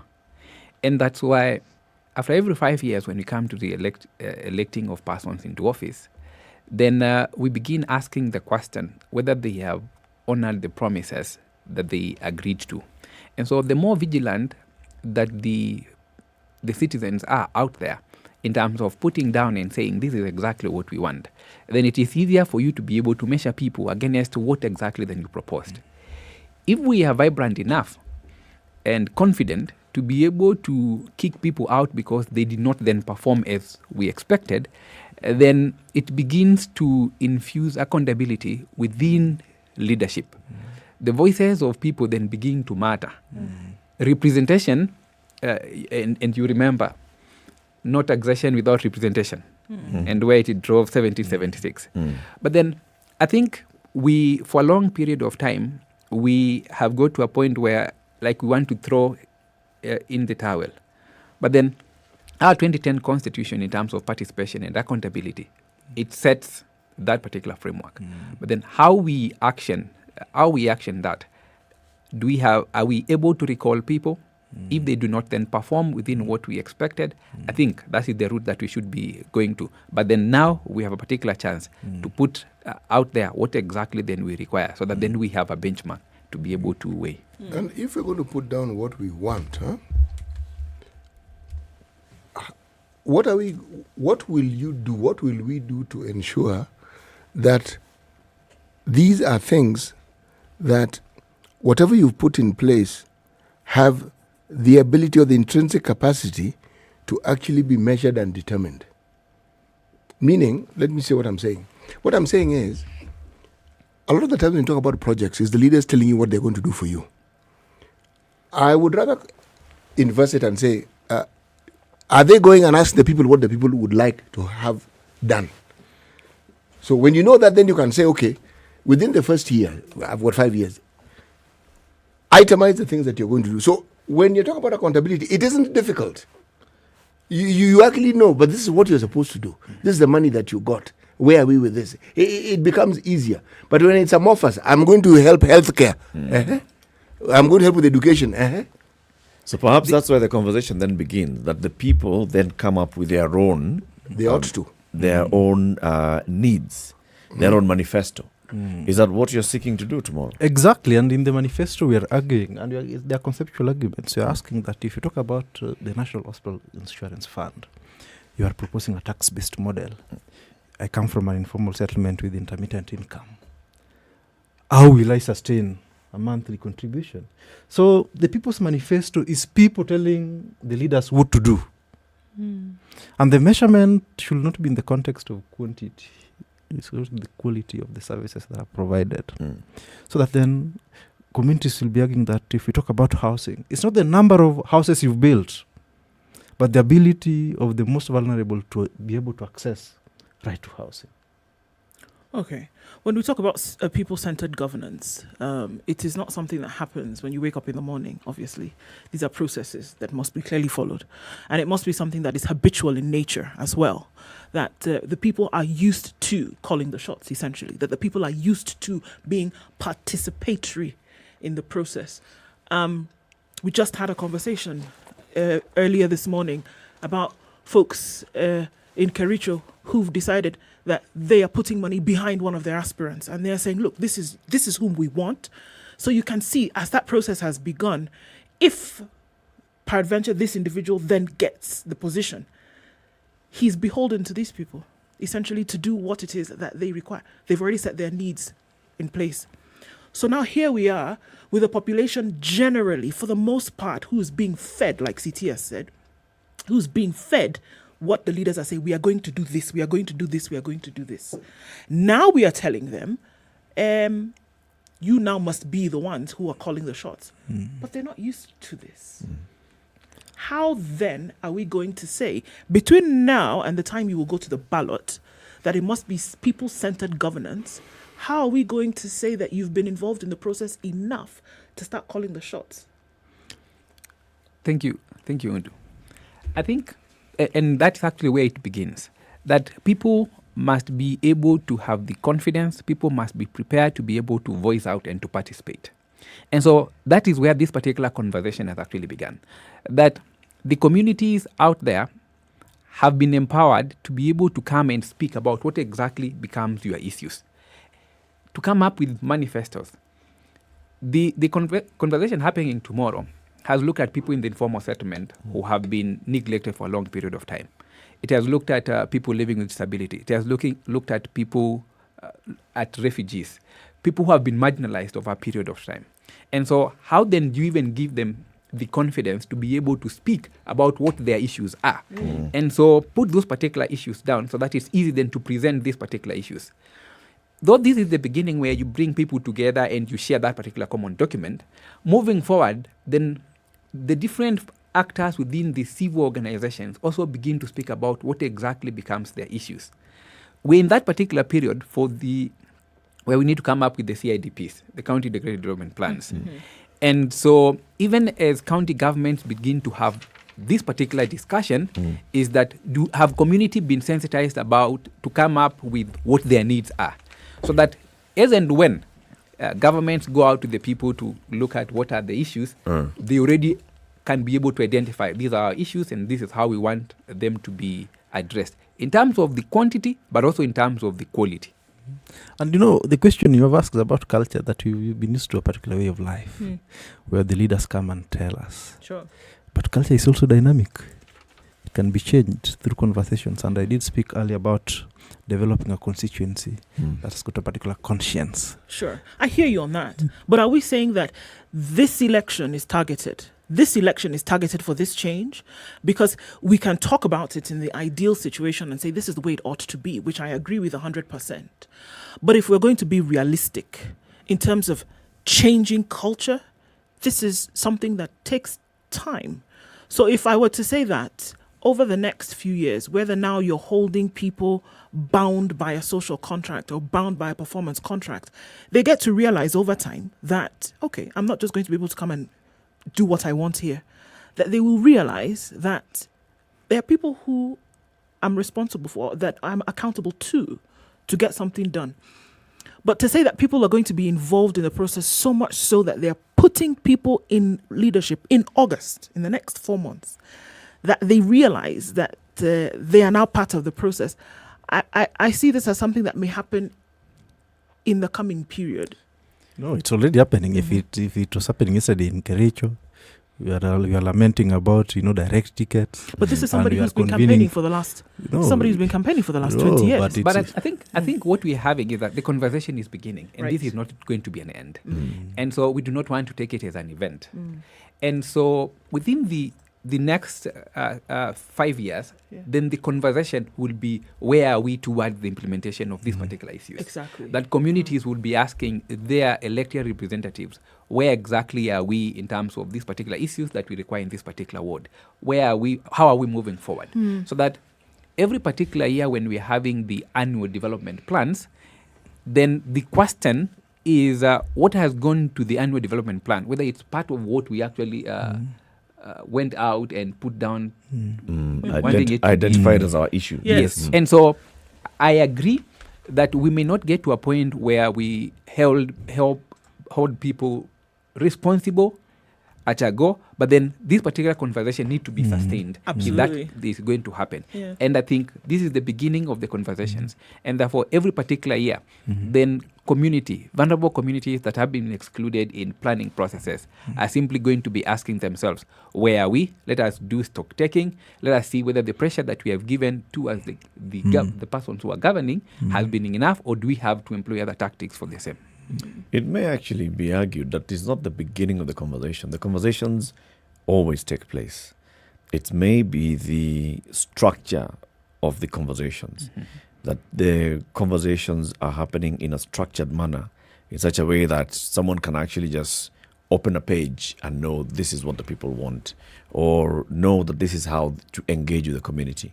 The community also knows that this is the platform where we engage. But those conversations, like Orlando is saying, have been taking place. That's why we vote people out. We all collectively agree that so-and-so has failed. And that's why we are not going to elect them back in.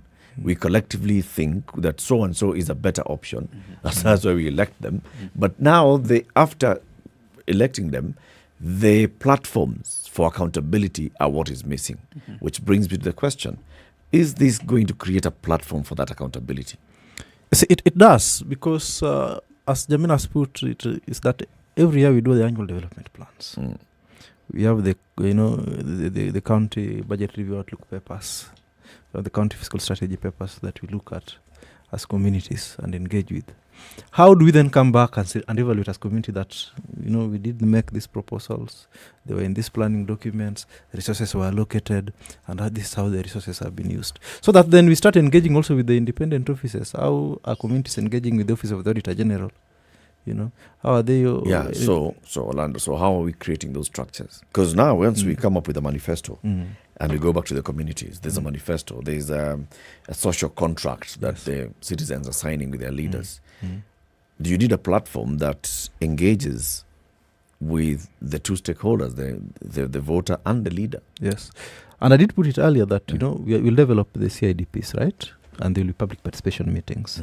The manifestos shall be the documents upon which communities rely to make their proposals on the CIDPs.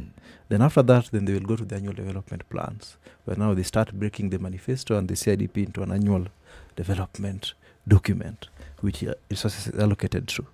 Then they'll get now to a point of review. So then the question you are asking is that which structure will we use as a basis? When you look at the County Government Act, we've got the offices of the ward development officers, we've got the sub-county administrators, which anchor the space of public participation, which is invited. space. But then how do they engage with social movements? How do they engage with organized groups within communities who have got a particular vision documented, the manifesto, that has now been translated to a policy document? But Eric, also don't forget that the manifesto will just become a manifesto. It will only make sense if it is translated to a policy document that's now binding. And it will only become binding when it is in the CIDP.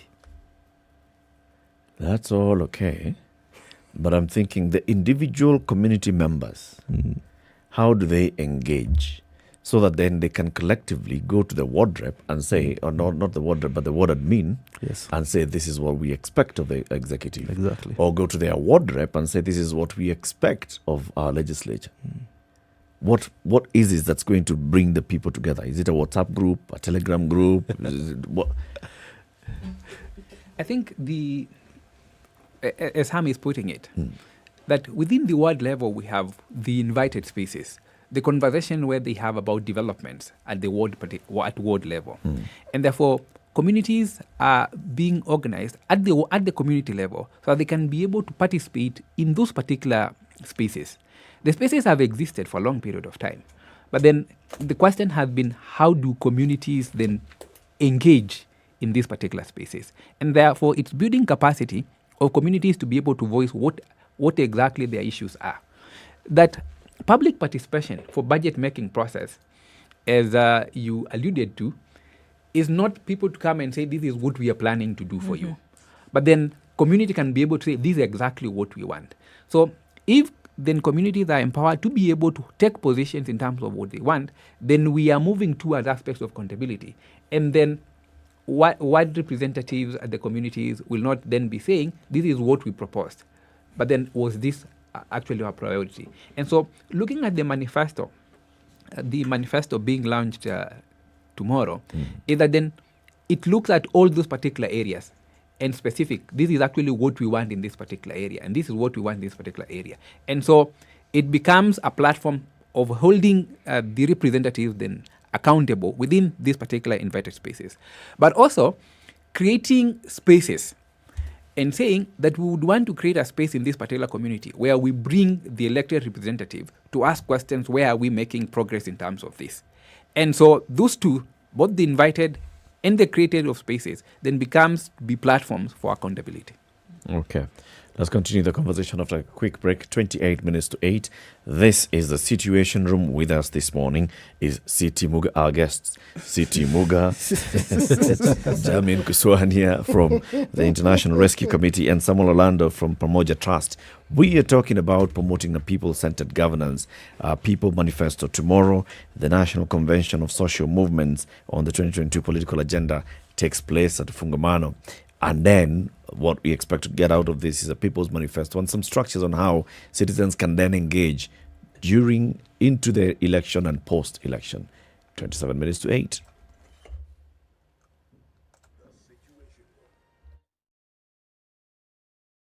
The Situation Room, Kenya's biggest conversation. Brought to you by Colgate.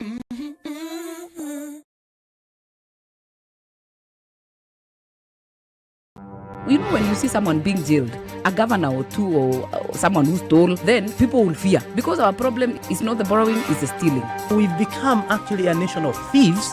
The only thing we lack is an opportunity to steal. The guys who quote the Bible and say, I'm a Christian and all that, and you know they're thieves. Return what you have stolen 4 times. If you know that you have property or anything that you have stolen, just return and say, my God does not allow me to hold stolen things. We are also a reflection of you, because you elect us. You know, we don't get into our office by ourselves. We are a reflection of the people who elect us. We don't want to go to the streets. We have a constitution that enables us, assert our will.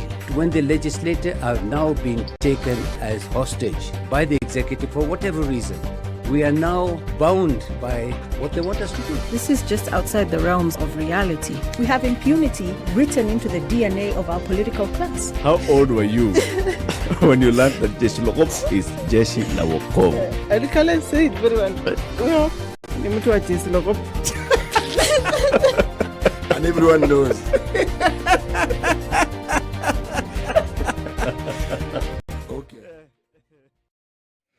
All right. right, still cloudy in Nairobi this morning. We'll see highs of 26 and lows of 15. Partly sunny at 16 in Nakuru, highs of 27 and lows of 14. It's 26, that'll be the high in Nyeri today, 17, and partly sunny right now, coming down to lows of 15. At 16, Eldoret is sunny, highs of 27 and lows of 14. It's now raining in some parts of Mombasa at 28, highs of 33 and lows of 26. And we're looking at light rain in Malindi as well at 26, highs of 32 and lows of 25. Kisumu is sunny at 21, highs of 29. We'll see highs of 29 as well in a sunny Kakamega at 21. Rain is coming down in Kampala as well at 23, highs of 28 and lows of 19. It's a rainy morning in Dar es Salaam now at 25, highs of 32 and lows of 25. We're looking at rain in Johannesburg as well at 11, highs of 17. And it's mostly clear at 26 in Lagos, highs of 33 and lows of 26 today. And we're looking at highs of 32 and lows of 24 in a rainy Kinshasa.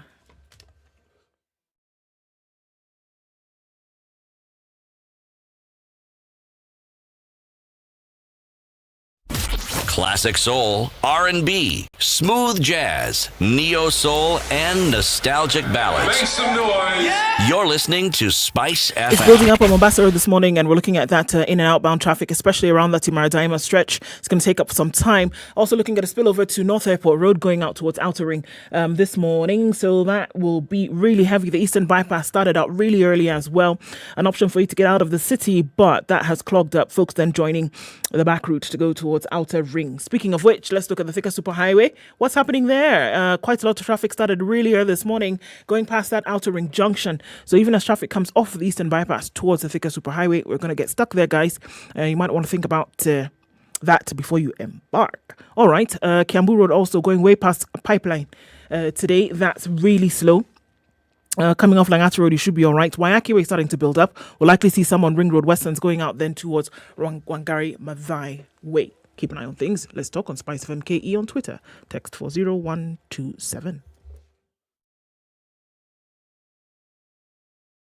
.9 Spice FM, Mombasa. Mature, intelligent talk every morning. Spice up yourself.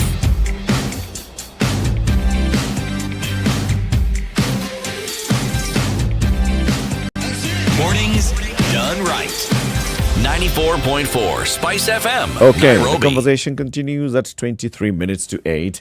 This is Eric Latiff, Okoh, our guests CT Muga, Jamin Kuswania, and Samuel Orlando. Also joining us on the line is Ezekiel Rema, who's the president of the Mungano wa Wanavijiji. We are talking about promoting a people-centered governance, creating a people's manifesto, bringing all communities together to speak with one voice and say, this is what we expect of our government and our leaders in the next 5 years. So as we go to elect them, this is what we want them to do. And Samuel, you're saying that then they will be signing a pledge. Exactly. And how do we present the pledge to them? They should come where we are. They should come at the People's Manifesto Convention that we are hosting tomorrow at Mungano. And pledge to do what? And pledge to abide by the aspirations of the communities that is detailed in the manifesto. And that pledge that this shall be translated into the various policy documents that we look into post-August this year, and that they shall implement then the policy documents that they will have done. Okay.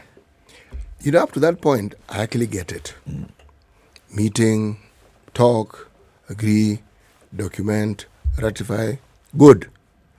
How then do you ensure on a day-to-day basis until those 5 years are over that these things are done? What is the mechanism that you will use to ensure that these things are actually done? Jamin, you can take that. I think the discussion that we are currently having, one, is that the manifesto looks at people who have been excluded in governance for a long period of time. It acknowledges that we have people in the informal settlements. It acknowledges people living with disability. It acknowledges that we have refugees. From the foundation, that one, Article 10 speaks about the participation of the people. Then acknowledging that then Article 56 acknowledges that marginalized people should also be part and parcel of persons that are actually involved within the participation process. How do you keep then your elected representatives on check through the entire period. It will take a lot of lobbying with the elected representatives. It will take involvement within the processes of government that exists. And I think the lack of involvement of people, and this, I think the County Government Act, Section 87, talks about reasonable participation. So how do you equip people that when they come to a particular platform, they can be able to participate? The reason for a long period of time, persons who are supposed to govern have run away with this is because people have not had alternative views or alternative projects. And so we have pushed for things in an abstract manner, that we want health. But then what do we want in health? We want integration, but what exactly do we want integration? So to answer CT is that the equipping of people so that they can have alternative views within the spaces that they will create, and also the spaces that will certainly be invited, are part of the avenues that we will use to be able to put pressure so that both county governments deliver within their CIDPs and also the national government.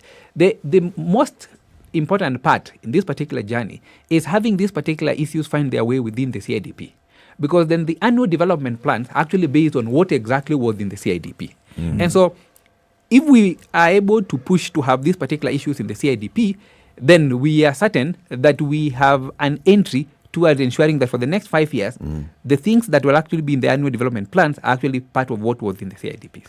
Let's bring in Ezekiel Rema, who is the president of the Mungano wa Wanavijiji. So I'm assuming that this is basically an organization or a way in which people are organized at a community level.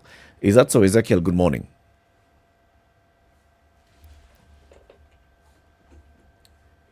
Your audio is off, Ezekiel. We'll try and get you on a clearer way of having you on the show. Ezekiel Rema is with us on the line, but then we are not able to hear him on the show. Okay, so we'll continue with that. Ednah, our producer, will sort that out. We have, is this one of those, the Mungano Wanavijiji, is it one of those community organizations or community platforms where people know this is how we air our views, this is how we come together and raise the issues that are affecting us? Exactly, and they exist and come in many forms. They represent in market committees, they represent in neighborhood associations, the residents association. I don't know whether CT you normally participate in your residents association meetings. My what again? Your residents association meetings. There's such things. So you don't have one. You need to be a concerned citizen. So that then these become then the spaces and avenues in which citizens engage the elected leaders. And let us not make it sound as if the leadership are doing us any favor.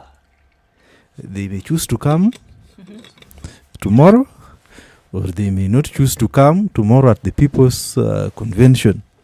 But then, as a people, we have got the responsibility of holding the leadership accountable through planning documents and engaging. I don't want to pour cold water on these efforts because I think they're good. That way, even having a discussion about it, in my mind, is a good thing. At least we moved from just talking about it, we now want to do something about it. It's a good thing. My fear is not what you are doing. That's not where my apprehension emanates from. It emanates from what I've observed historically.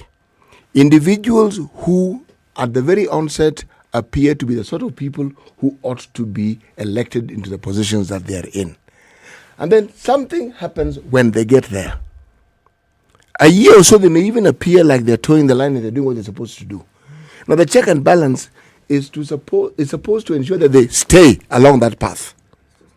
Now, so long as we are allowing this great deal of democracy to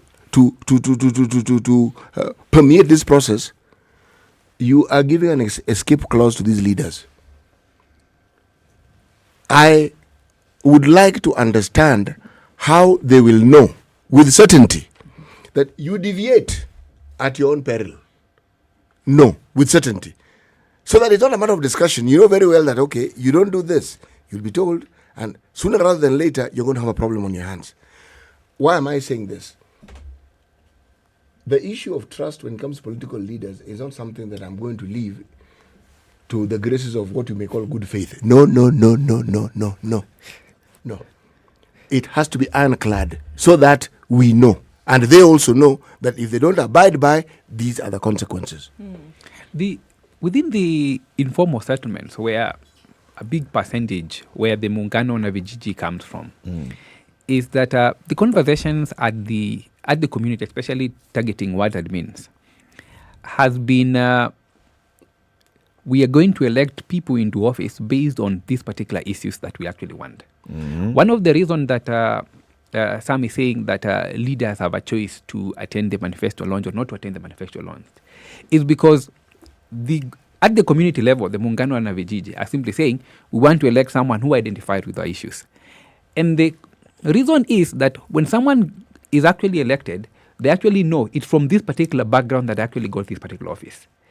And moving forward, it can become the yardstick that the reason why we do not elect then someone or we do not re-elect someone into office is because they did not abide on the issues that we certainly put them forth. And that's why that then now we have a clear manifesto that says these exactly are the issues. So that people know that we are electing them based on what exactly our issues are. And so the consequence then of not having our issues on the table becomes then the basis of us saying, look, these were the issues that we came up with 5 years ago. These were the issues that found their way in the CIDP, and these issues have not been followed to the latter. And so, based on this, then we're not electing. So that at the very beginning, even before the election, they know it is on this particular basis that our vote is being extended. Elected or not re-elected. Yes. Let's bring in Ezekiel. He's now on the phone. Ezekiel Rema is the president of Mungano wa Wanavijiji. Hello, Ezekiel. Can you hear us now? Hello. Good to have you on the show. Thank you very much for joining us. Tell us about Mungano. Tell us about Mungano wa Wanavijiji. What is it? Can you hear me? Yes, we can hear you. Yes, we can. Yeah. Thanks a lot for giving me this opportunity to share with you the background of Mungano. Yeah, Mungano is a social movement which was formed in 1996 during the time of KANU, when there was a lot of eviction within Nairobi. So the ideology of forming a social movement was to have an umbrella body that was to protect the housing and land rights, mostly for the urban poor. So since 1996, the social movement has been active in pushing or advocating for land rights and housing rights, and also other basic rights like water, health, and education in most of the informal settlements within Nairobi and outside Nairobi, mostly the 5 cities we have now. So the issue of the manifesto was introduced in 2002 before election of 2002. So that time we also prepared a manifesto of Mungano and Wanavijiji, whereby we were able to share with the two major parties, the NAC and the KANU by that time. So we managed to invite the president who was vying for presidential seat that time, the Honorable Uhuru Kenyatta. And the other side of NAC, we had a team from NAC led by the late David Mwenje. So we had 2 meetings. One we had at the Charter Hall, which was by the NAC, which came to take place at the government. And also, KANU, we held our manifesto meeting at Kasarani. So this manifesto we prepared was able to help us. After NAC taking over, now you find that because they signed that they will never demolish the informal settlements, they will do some upgrading. So we used that manifesto which they signed to hold the NAC government accountable for eviction notices which they issued that time in 2003, 2004, after they took over from KANU government. So the idea of developing the manifesto and inviting those presidential candidates and the gubernatorial candidates, it is to engage them and understand that the policies they are developing during the campaign it is not enough for changing the life of the urban poor. So we also decided that we must have our own manifesto, which explains the reality in the ground. Even though we have the devolved government, there are a lot of problems within those implementation processes. You find that most of the Kenyans from the informal settlement, they normally attend very few of them in those public participation forums, whereby you find that most of them, they are not so much informed, and some of them, they are mobilized by the leaders who have their own interests. So when they participate in those forums, you find that most of them, they are not so much informed. So Mungano has been doing what we call capacity building on those processes, and we are able to participate in this CIDP, the ADP, and the physical strategy papers, and also doing social accountability or social auditing on those projects within the wards where we operate. Ezekiel, if I may interrupt you a bit. Ezekiel. Has been there for sometimes over 20 years. Hello, Ezekiel. I've been able to influence a lot of development within the urban poor. Like in Kabimoto, we have a slum upgrading which was done by the community themselves, Mungano members. In Daduro, we have houses. Mahera, we have houses. We have a blues and blocks within Nairobi, over 20 of them, through our influence. And we have managed to do some savings on our own, whereby we influence the government also to support on implementing some of the projects.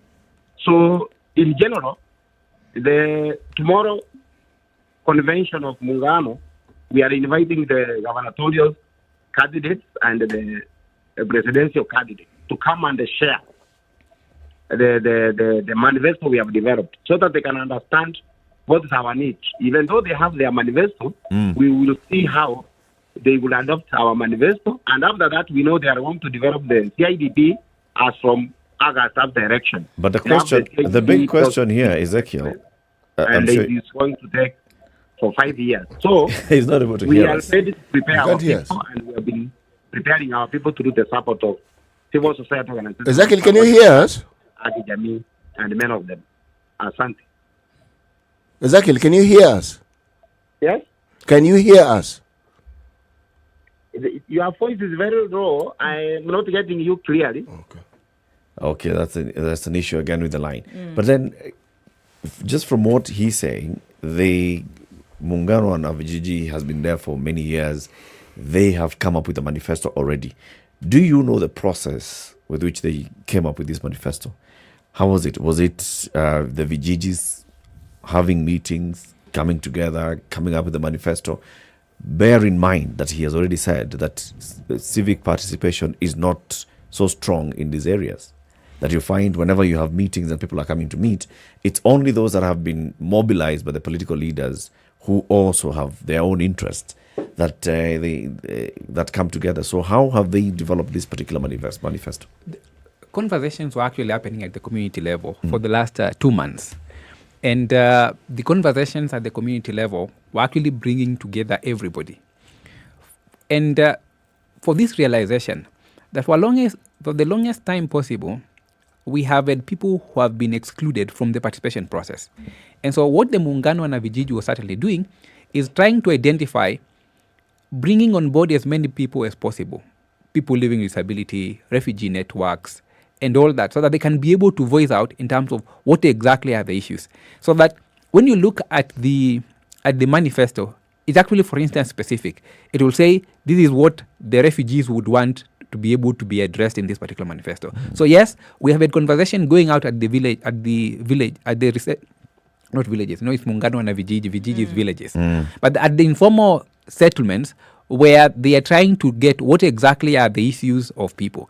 And what you hear Ezekiel saying, even the specifics in Kampimoto in these particular areas, is because the needs of the people in Kampimoto are different from the needs of the people in Mathare. Yep. And so it was trying to gather what then their views are. Where their issues converge, then they are listed as issues that affect informal settlements generally. Where their issues are specific, then they are put their issues specific to this particular area. Okay. Okay. For what we're looking at going into tomorrow, is this representative of the entire country?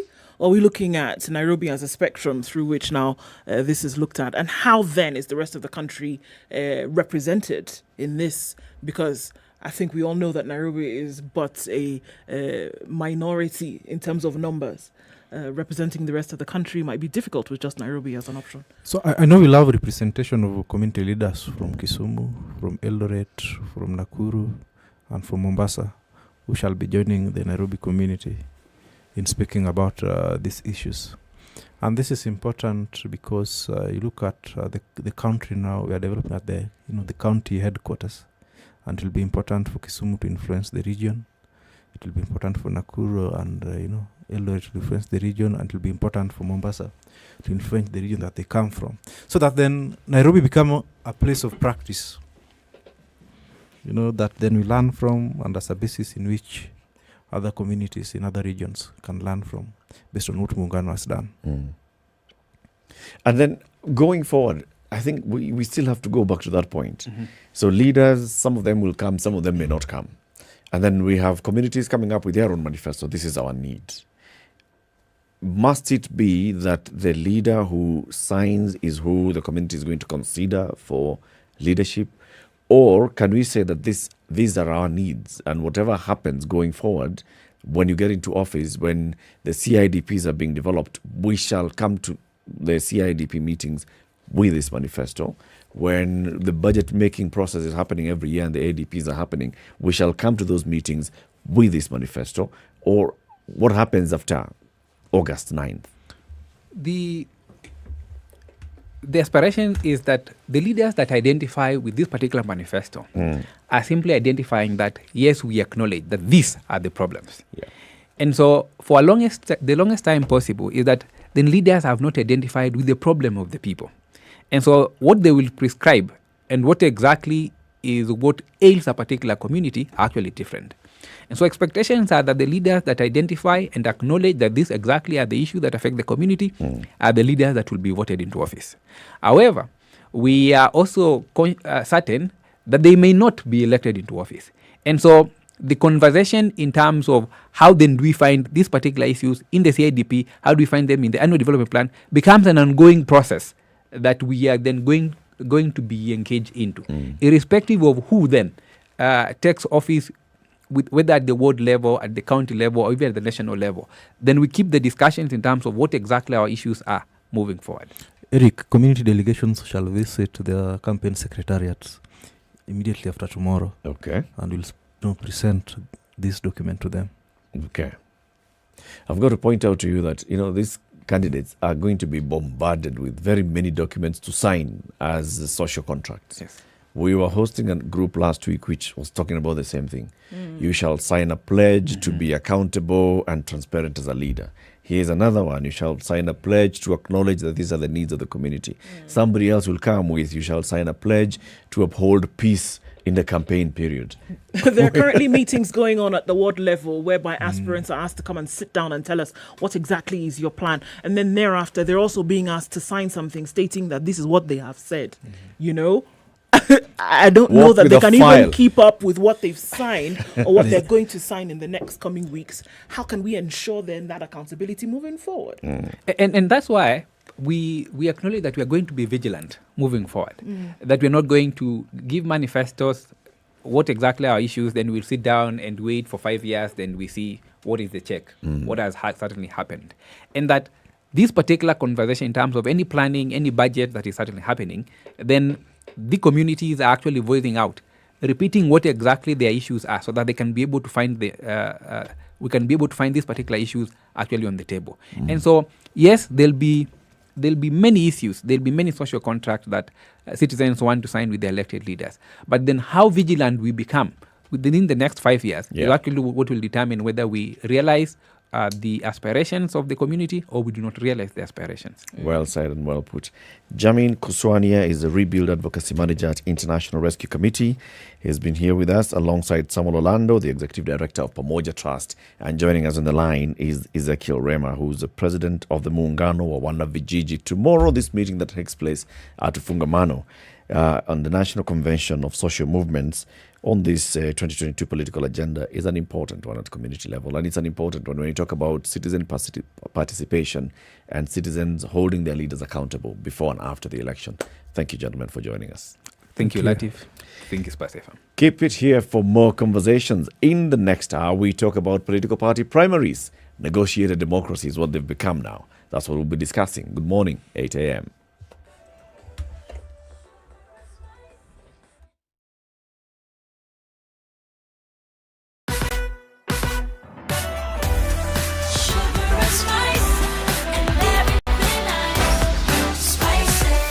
Spice up your life. The latest news from around the world. 94.4 Spice FM. This is Newswire. Dennis Aseto. Kenyan Member of Parliament Kanini Kega has reiterated his support for former Prime Minister Raila Odinga ahead of the upcoming polls set for August this year. The two-term vocal legislator and key ally of President Uhuru Kenyatta in the Mount Kenya region has said he will continue traversing the whole country in popularizing Azimio La Umoja movement agenda in a bid to make Odinga Kenya's fifth president of the Republic of Kenya.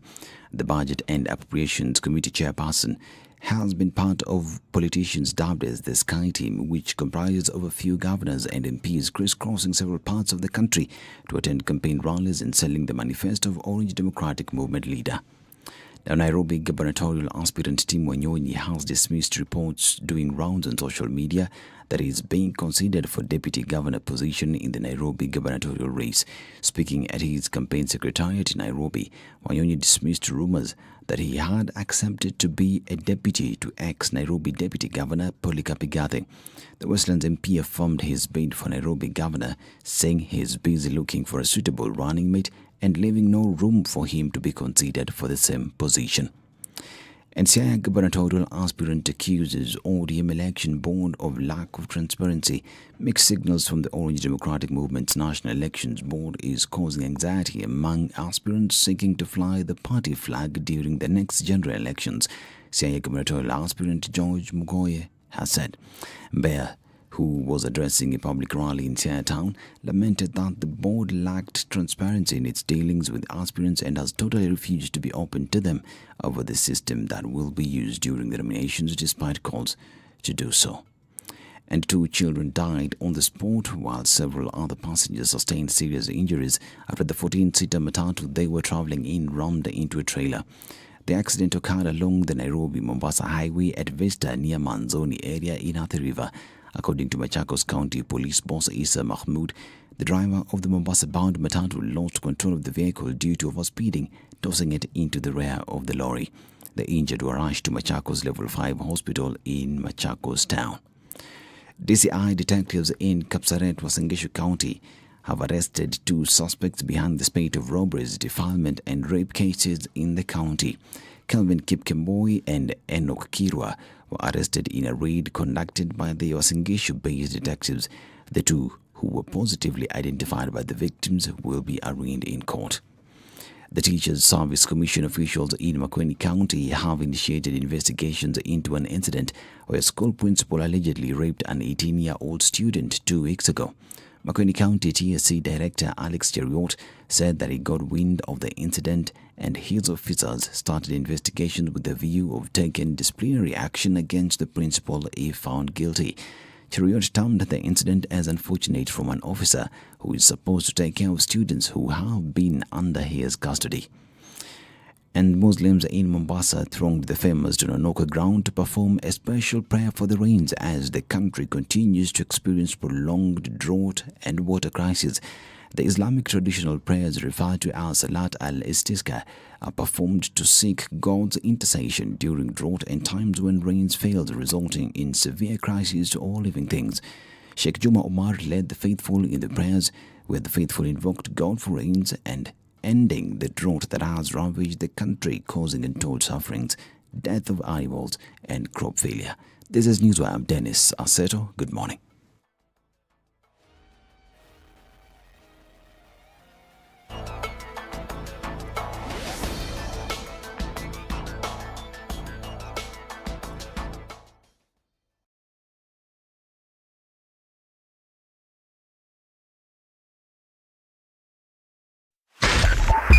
102.5 Spice FM. Traffic outside a little bit late this morning, Kisumu. but it looks like we're right in the thick of things. We're looking at Ngong Road and they're building out towards the city. That has already started to be quite heavy this morning, and we saw Thika, the superhighway, start off really hot and heavy very early, and we're still in that situation today. We're looking at that outer ring junction coming out then towards the city, and that is really packed. Also on Kiambu Road, in and outbound traffic, but we're going to call it inbound because we're likely to have more than 3 lanes then heading out towards the DCI. All right, we're also looking at outer ring that started to pack up really early as well. Coming off Langata Road, that has not been too bad this morning, but then getting out towards Uhuru Highway, that will stick up every now and then. All right, let's keep an eye on things. We're also seeing that traffic on Mombasa Road building up some, going out towards North Airport Road and then out towards the Eastern Bypass. At a few minutes after 8 o'clock, we'll keep an eye on things. Let us know also what's happening in your neck of the woods. Let's talk on SpiceFM, KE on Twitter. Text 40127.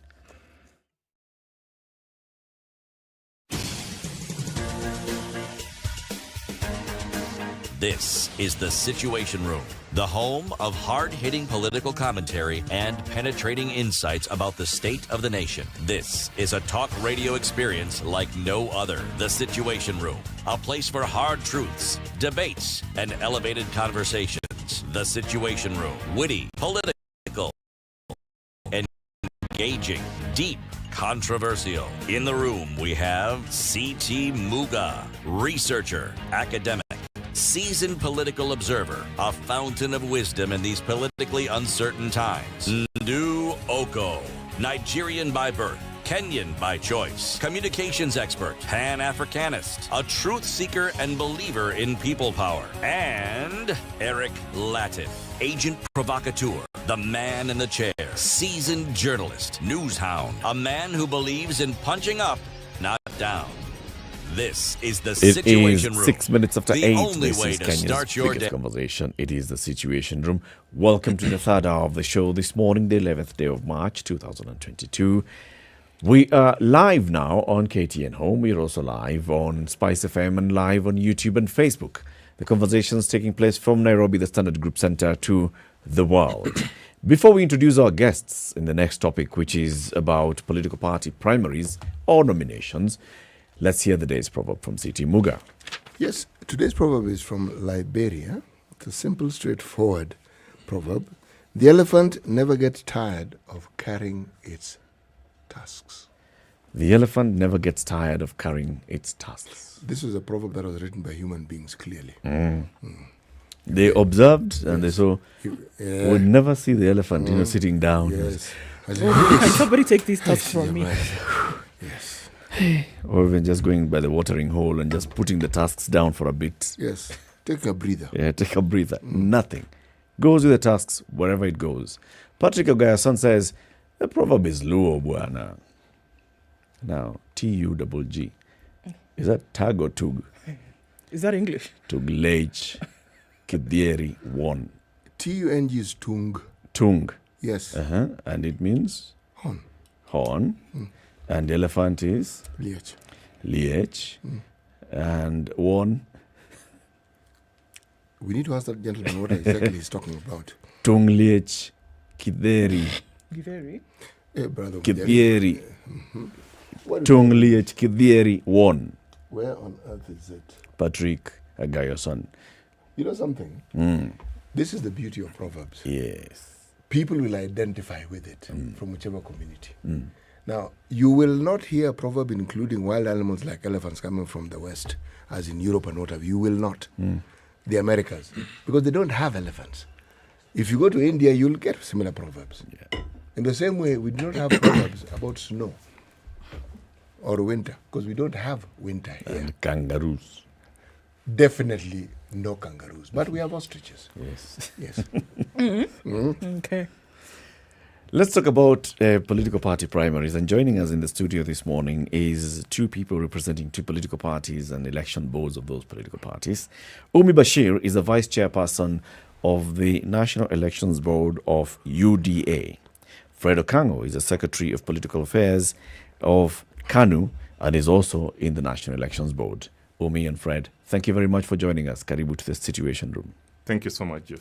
You both occupy the hot seat And we're going to be discussing your political parties and whether you're promoting democracy or whether you are rewarding loyalties in the name of dishing out this political party primary nomination certificates. So we've seen it in the news. We saw over the weekend, for example, Umi, UDA announcing that you have arrived at some consensus on those who are seeking the nomination certificates for, say, Nairobi, where Johnson Sakaja will run as the UDA and then also Kenya Kwanza candidate for Nairobi as governor, Bishop Margaret Wanjiru as senator, and the woman rep is Millicent Omanga.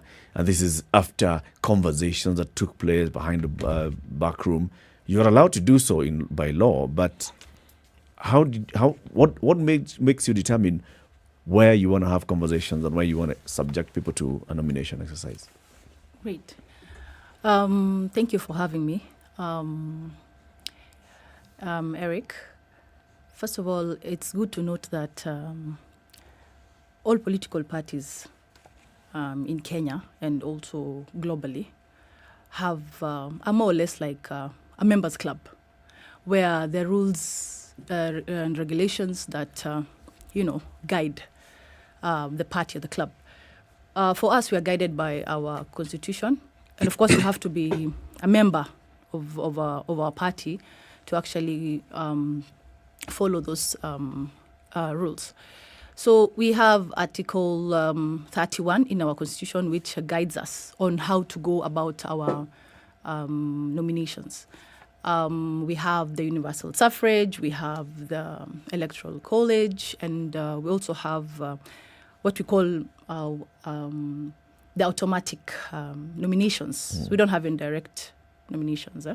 So for us, the board, the National Election Board, is also the main body that deals with nominations, elections. So whatever the board deems fit is what we go by as a party in terms of nominations. And for us, what you call it negotiated democracy, but we call it, it's more of it's a consensus, like a democratic consensus. That's what we call it. For what happened the other day with Sakaja and team, you see, first of all, I'll not rewrite what happened the other day. We also the presser. You had the speeches, everyone spoke. And these negotiations took place way before they were aired in Karen. Karen at the DP's office is more of from an optics angle. What happens is this is done, a lot of negotiations are done behind the curtains. And by the time they're getting to the DP and he's publicly announcing them, it shows that actually with all the aspirants present, it shows that they have accepted, they've sat down and they have seen that this is the right way to go. And for us as a party, we want to bag all the seats. And for us to do that, the more we don't compete within ourselves, the better. For Kenya Kwanza, for, people from other parties to come on board and decide, this is the right way to go, is big. For instance, Sakaja first of all came from Jubilee and went directly directly to UDA. He's never been part of ANC. He's never been a member of ANC. Just because he's working or he's friends with Musalia, it's like saying Ruto works with Musalia, so is Ruto, a member of ANC. So this aspect of him being part of ANC, then he's jumping ship and now he's in UDA is neither here nor there. So for us, we want to win in every electoral seat across the country. So you're seeking the best way to get your best candidates on the positions. Fred, is this the same thing that's happening in Kanu? Is Kanu having this consensus, negotiated democracy conversations? Thank you, Latiff. First of all, I want to make it clear that for us, our party is not a members club. It's a national party, but that first is guided by the Constitution of Kenya, secondly, the PPA, and thirdly, the party constitution. And therein there is the nomination rules as far as elections are concerned. Number two, our nomination rules that were received by the Registrar of Political Parties and IEBC.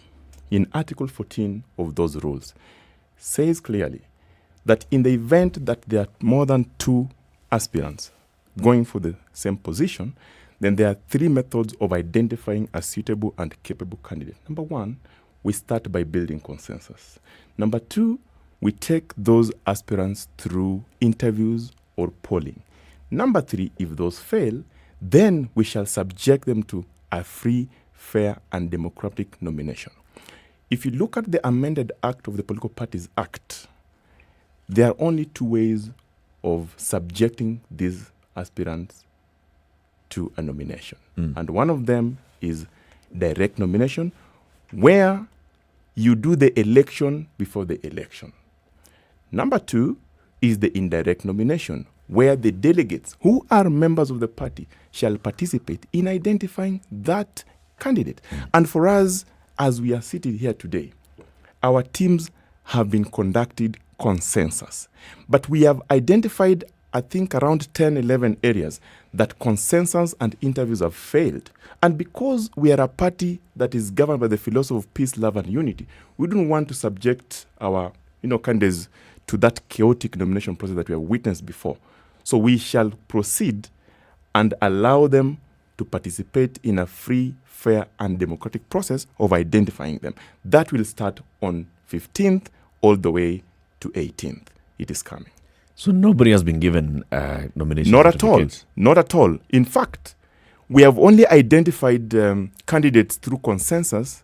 Those are the candidates in KANU that have been issued with what's called a clearance certificate, not nomination certificate. Clearance certificate means you have met all the qualifications required to run for that particular seat. And those certificates are not a guarantee that you have the nomination certificate, because majority of the aspirants who have received those clearance certificate, they have passed chapter 6, they are suitable enough, they have passed the HELB clearance form, police clearance form, and all those things that are required. Now on 15th, we shall be going back to the discussions that we had, the consensus discussion, the polling discussions, now to issue nomination certificates that they are going to present before the electoral body to participate. And in the 11, 12 areas that I've identified where we have not issued clearance certificate, because we must first of all ascertain who are these people that we are going to subject through a free, fair, and democratic nomination. So we have a process that will end on 18th, but as it is now, none of our candidates or aspirants for that matter has been issued with a nomination certificate. Does your constitution have any consideration for direct nominations? Our constitution states that there is established a national election nomination board. And the National Election Nomination Board has formulated nomination rules which have been received by IEBC and Registrar of Political Parties. And in that nomination rule, there's a provision for giving automatic nomination to people who, first of all, one of them is the national chair of election board, if he or she wishes to run. Number 2, party loyalty. Those who have demonstrated without a doubt that they have stood with the party, they are loyal to the party, and they have subscribed to the values and principles of the party, then those can receive. But because we are in a democracy, today, even our SG, our own SG, who is a loyal member of the party and has served this party for the longest, is going to be cleared the same process. Is this a roundabout way of basically saying that there are some areas where there are candidates who are not being challenged? They have the clearance certificate. You clearly know that there's nobody else who is seeking a candidate certificate or nomination for this particular slot in this particular area. You're just not giving them the nomination certificate yet, but you know. Well, we have such areas where there's no one being challenged. They're the sole, aspirants. But the process requires that it must be free and fair. If anything, it must be seen to be fair. Okay. So the first process is you must give them the clearance certificate to show that they have complied with all the provisions of law, with all the requirements that ascertain to that position. Number two, we shall now go into the next stage of now issuing them with the nomination certificate. If indeed there's no one, then for sure they'll get the nomination certificate. But if indeed there's someone, then the process of building consensus is ongoing. We have a team in Kisumu this morning. We so have a team in consensus Ombaso. is still an open option. Exactly. Not necessarily Actually, we do encourage consensus. We do encourage consensus. Is that the preferred? Because now what we're saying, I think one of the things that you talked about is having a free and fair party, right? Is that one of the preferred ways then to say, look, if we have two individuals within party who have met all these clearances that you're speaking of, and then they say, well, we're going to duke it out one to the other. This consensus building, whom does it involve? And then how do you reach the end? Because at the end of the day, you want to remain fair and free within party. The consensus building involve the aspirants and the National Elections Board that is mandated to carry that exercise without fear or favor. Now, in building consensus, you bring the more than two aspirants to a table and demonstrate to them that it is in the interest of the party and in their own interest to have one of them fly the flag of the party. That is what it involves. But a lot of times you realize that consensus fails because politicians are ambitious. Everyone believes. Today, if I ask you, if you're two politicians, who among you do you think, or who between you do you think is more popular than the other? All of them will say, I'm rated highly. So you are likely to use other methods. And that's why I started by saying, if the consensus fails, then we produce the polls. If the polls fail through a research, then we have to subject them through a nomination process. And I've identified the only two methods. For us, we shall not go for the direct nomination, which is the election before the election. We encourage delegates, which is the selection, because therein you bring delegates who are party members from that region, and they decide for themselves who they would want to represent them. It is a better way than a nomination that somebody will still run to the tribunal and say, I was defeated unfairly. Or go independent. Yes. Does your party Independent. I don't encourage. In fact, for us, we have advised our candidates, or rather aspirants, because you have shown and demonstrated that you'd want to participate in the party nomination, what we used to call before the amendment primaries, you have no time to run as independent. Why? When you subjected your details on 26th of March, which is the deadline, to the register of political parties, you identified yourself with the party, and therefore you believe in the party. If you are to go for independent, the window is very short. You must go and look for a symbol. It must be cleared. It must be approved. Their deadline is somewhere around 8th of May, which is next month. It will be a shorter time. I want to ask you a different question, but let me ask Umi first. Umi, does your party also have an accommodation for direct nominations? We have what we call automatic nominations. That basically means where there's no competition, where there are no two aspirants in a particular electoral seat going for a particular electoral seat, then automatically we have one person who we will issue the certificate to. But in politics, it's always good to learn from your mistakes, but it's even wiser to learn from your opponent's mistakes. I'll go back to 2017, where a place like Langata, NASA had about 4 aspirants going for that seat. Jubilee, on the other hand, had only 1 person. And you see what happened. So for us, we encourage consensus because we want to win. The whole point of this is to ensure that we bag as many seats as possible. And for us to do that is to encourage consensus, to encourage, negotiations wherever it fit. Places like Northeastern, we're not even having nominations there, our primaries, because they sit under a tree and they decide. The community decides. This is the way we're going to go. And it has proven to be effective because now it's being used by political parties all over the country. So we take that example from Northeastern, where I come from. And another issue is the universal suffrage. You see, that is what we're going to do now come the 14th. Our elections will only be one day. And we're going to do it one day because we are more than confident. We are ready. we keep repeating these free and fair nominations. We're going to be free, we're going to be fair. But this time round, UDA is more than ready to prove that, to implement that. Let me ask you, so who initiates this consensus exercise? Is it the candidates or is it the elections board? For example, who decides, all right, so we can see there's more than one candidate here seeking the certificate for governor. We want to have a conversation. Who initiates this process? Usually, the parties themselves, there's a mediator, there's a third party within the aspirants who encourages mediation, consensus. But as a board, we have what we call our scientific polls. So we see the polls, we see who is doing great, who is lacking behind.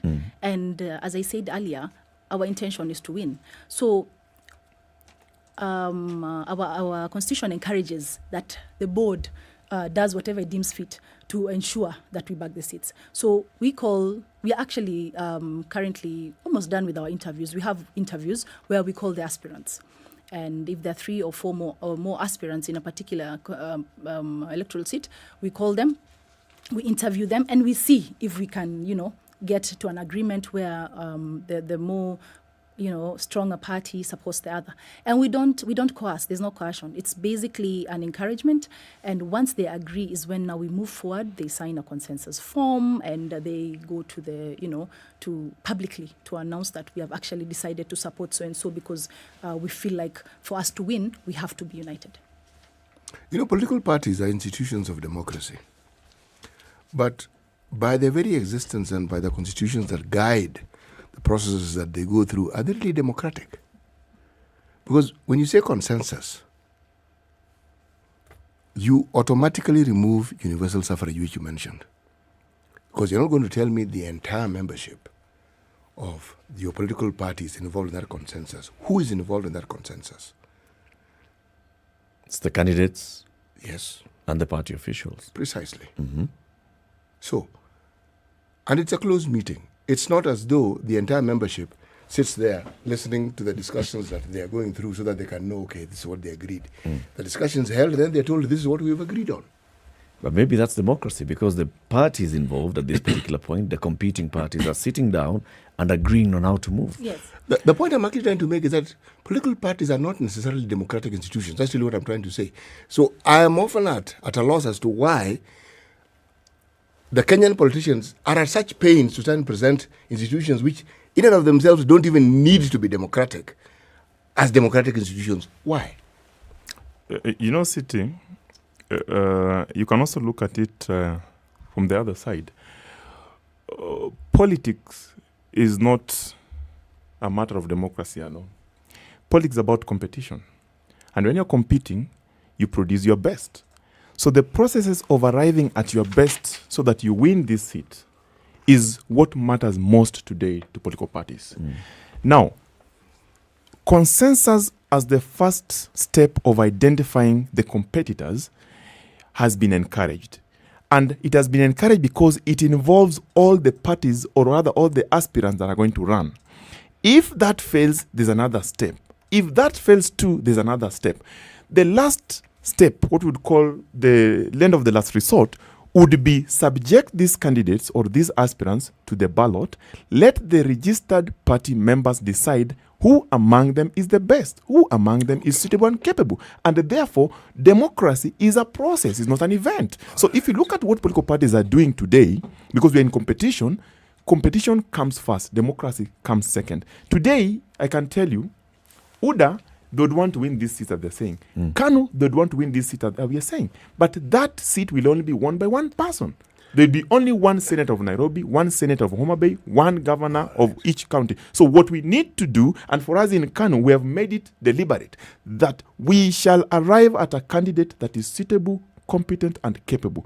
through a consensus first. If that fails, we subject them through interview. If that fails, we subject them through a nomination process. And in our nomination process, we shall not just take them to the ballot and allow people to vote. No. We shall invite delegates from their regions where they want to run who shall participate in identifying them. So you're saying the end goal is to put forth a candidate that is the best choice for the party to go and compete then externally. Is that what you're saying? Of course, through a process that is acceptable. If I put it to you that this process is a charade, meaning, yes, for purposes of discussion, that political parties are engaging us in this elaborate process which they explain very elaborately about what they're going to do. They'll move right, but before they move right, they're going to stand upright. Then they'll move left. When they move left, then they'll get this group of people with whom they will discuss this. And yet the outcome is exactly what they will want it to be. So it's prescribed from the very beginning. Yes. I don't think so. That you knew that you know. I mean, are we going wrong? And both of you, Frederick and Umi as well. Is it not so? Because politics is also about perception. Is it not that you know from the very beginning whom you want to be in that position? All these other things we're saying is just, cream on the cake, etc. You know who you want to be in those positions. To what end? Let's respond to that question after the break. Because to what end? If you just chose Ndu to go for this particular exercise and then the people reject Ndu, you stand to lose. But that's the conversation that we're having. Is it negotiated democracy? Is it a charade, like City is saying? Is it a process where you are arriving at the best candidate and then going to have the best leaders in the country and the political parties winning the most seats? Is this what we are seeing, or is it all a game? The owner of the party wants to reward the loyalists of the party and subjecting us through the whole game. That's the conversation we are having. Ubi Bashir is the vice chairperson of the National Elections Board of UDA, and Fred Okango is the secretary of political affairs in KANU, who is also in the National Elections Board. This is Kenya's biggest conversation on KTN Home, on SpiceFM, and online. We'll be back shortly. The Situation Room, Kenya's biggest conversation. Brought to you by Colgate.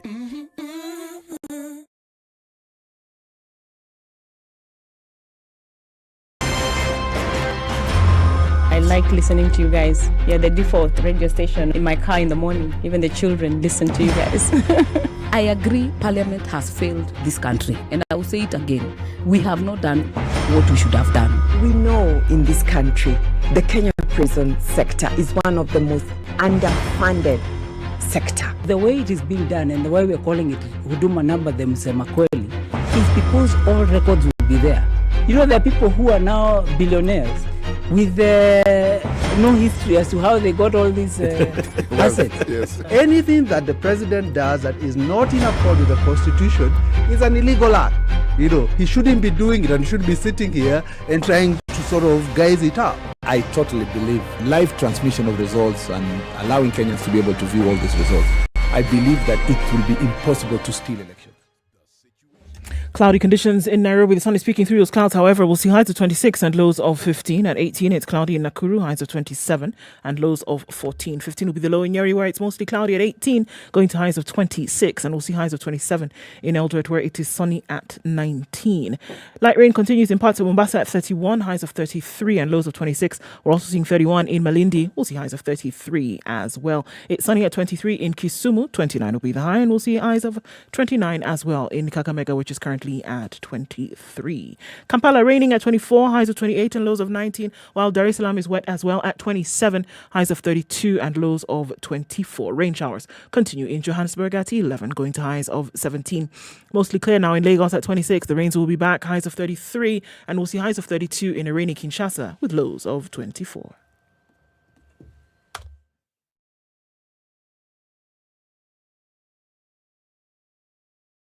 Are you ready? Okay. Spice FM. It still continues coming off Mombasa Road this morning, and we're looking at the southern bypass looking really good. If you haven't gotten past the weighbridge, you might want to think about using the ICD route to get out of that. Most folks are going the long way, and then onto the southern bypass to get into the city. There's an option. Let's look at that industrial area circuit, which continues from Lunga Lunga and Jogo Road as well. Coming off Likoni towards the interchange on Mombasa Road, that's free. There's an option for you to use. Langata Road waited until 8:30 to get clogged up, and that's what we're seeing now. Then spilling over to Huru Highway out into the city, where all roads are leading this morning. Muranga Road quite packed, looking a lot easier off the Thika Superhighway, but then it's heavy past Survey out towards the Globe Cinema overpass. We'll keep an eye on things this morning. Help us out here. SpiceFM KE on Twitter, text 40127.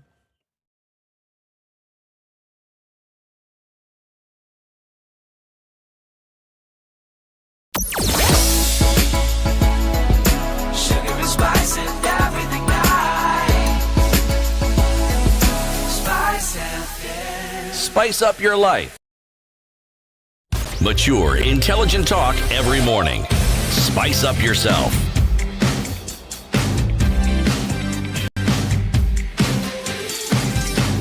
26 minutes to 9. Bashir of UDA, Fred Okango of KANU are here with us.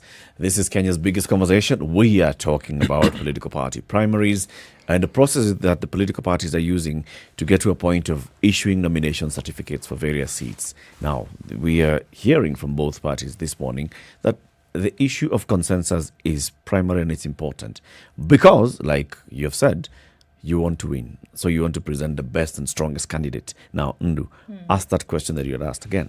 How do we know that this is the process we're talking about?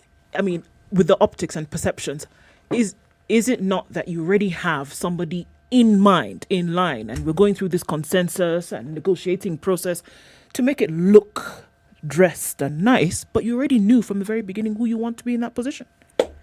Not really. For UDA, first of all, we live up to the letter D in our abbreviation, democracy. We do not sit somewhere in a boardroom and decide, you know what, we want aspirant A to get the ticket. We are not dictators in any way. So our party uses the scientific polls. This is what instigates this whole process. We do not have a preferred candidate as NEB vice chair lady. There's no point in time that we have had a meeting and decided, you know what, this is the person we want. So we have to ensure that we get to give the ticket to this particular aspirant. The ground says a lot. For an aspirant, you have to go to the ground as a politician and ensure that you've, won the hearts of the residents and you have won the hearts of the voters. For you to do that, you have to actually go to the ground. So the polls will automatically tell us the results that you are getting from the ground.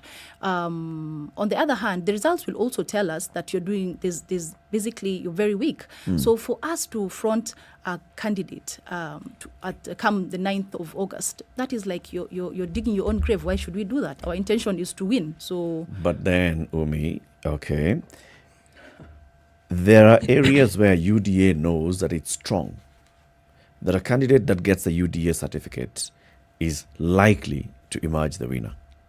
There are those areas. And those areas, you also know that you have very many strong candidates who are seeking the party nomination ticket. And so you could drag it along in terms of saying, yeah, we are not going to have this exercise yet, the consensus yet, just buying time to close the window that Fred reminded us of, the time to jump from party to go into an independent.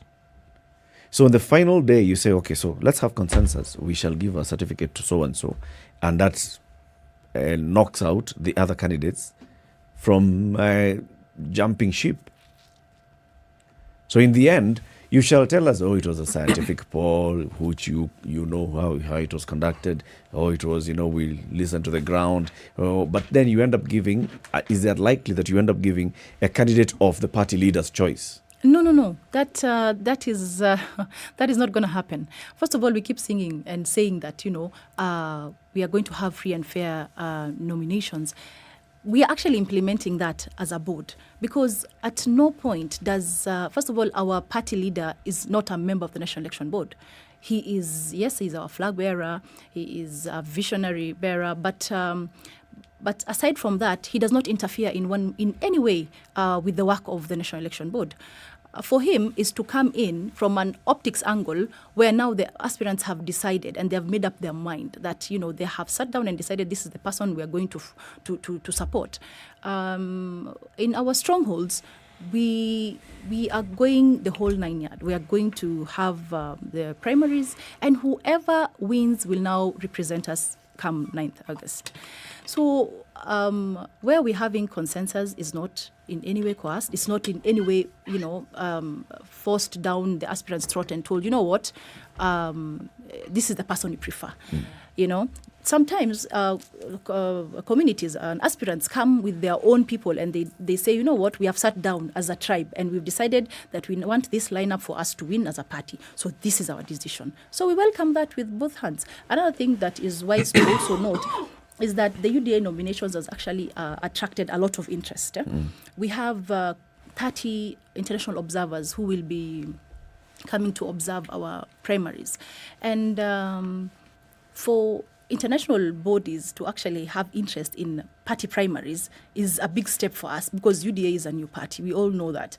UDA just started about a year ago, and right now where we are, we're close to 8 million members. And that is big because UDA is the government in waiting.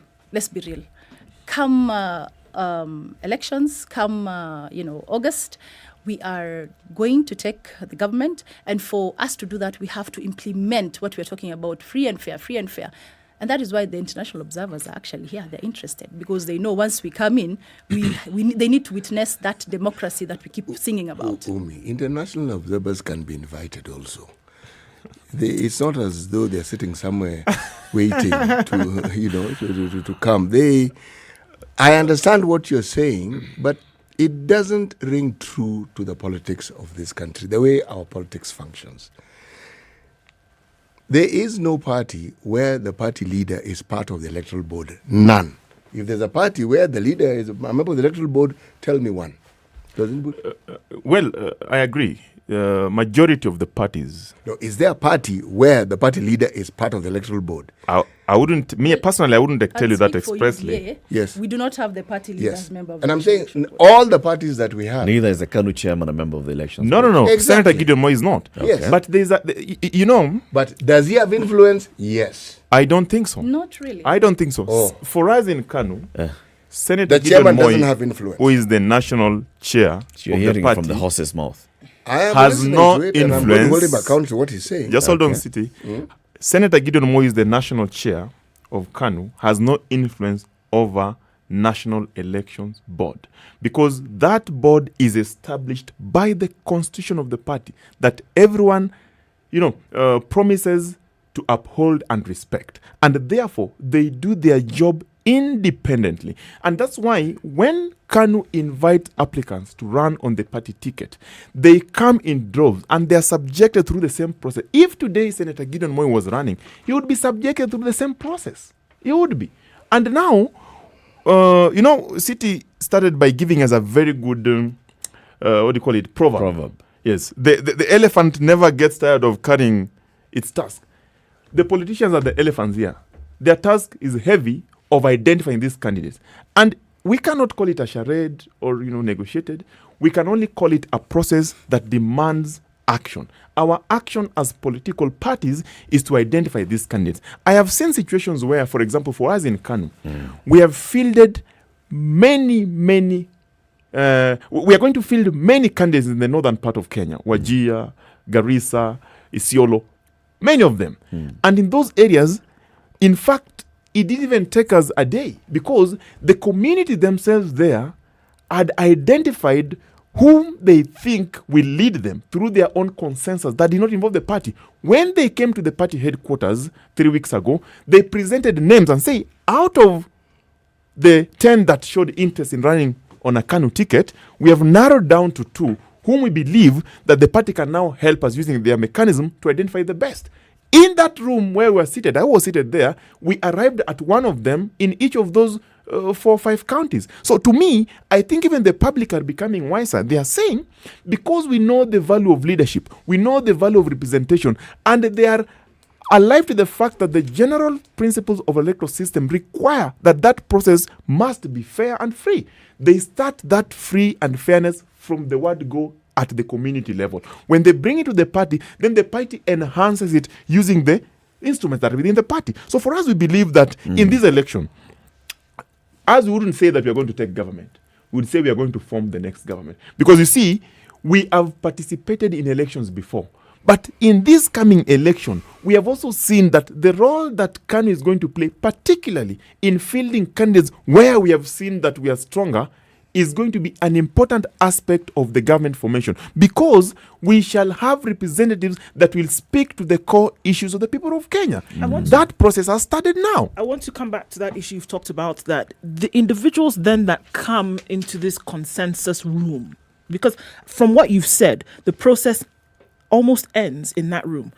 It starts at the community level, that these people who have offered themselves up are people who have been spoken for by the community. Is that what you're saying? That you present these people to the community and they say, have been look at what they identified said. by the community. So not you are spoken to so by the community. party works on individuals who have been identified and presented by the community And shown interest to run on the party ticket. Okay. Not just any other person. So the party is taking people that have been presented by the community and not their own selection. No. The party doesn't do selection.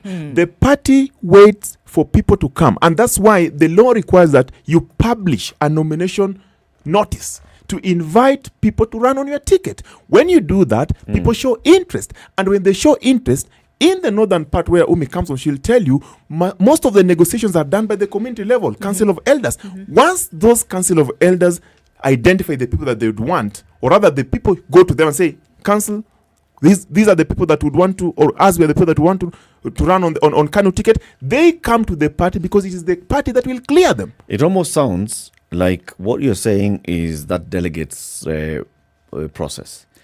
Delegates of the party in Isiolo sit together and they identify their candidates, and then they come to you. But that's not what you're saying. You're saying it's a community that does that. So community leaders, you see, it's the same community. One community, same leaders. Leaders come with a preferred candidate to Umi and say, we prefer so-and-so.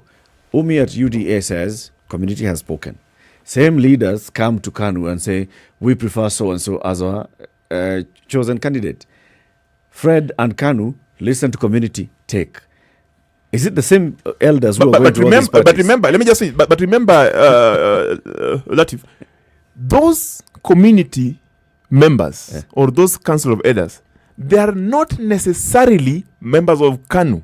They are leaders in their own right in that community. And when they identify the people, it is the people who have gone to them and say, for us, me, Abdi, I would want to run on a party ticket called KANU because KANU is stronger here. My question is, how do you know that these are legitimate community leaders who are coming to you? Because community, for example, a community has the same leaders. If those leaders are going to UDA and the same leaders are going to KANU and the same leaders are going to Jubilee, with how do we trust which leaders are genuine? If I may, I personally come from Northeastern. I come from Wajir County.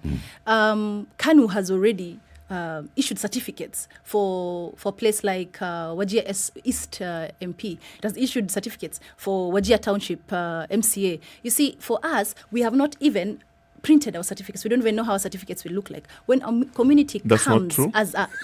I come from there. I have seen your I am a member of KANU. Anyway, moving on. So those are fake. Moving on. Are you saying Maybe that they're they issued fake? themselves. We don't Can know. we let Umi finish what she said? If I may. Yes. So for us, UDA, the whole community, and if you look at our social media pages or even the Deputy President's social media, you will see that when I speak of a community endorsing a certain person to be the flag bearer of a certain electoral seat in our community, it is the whole community that comes and stands by this particular person.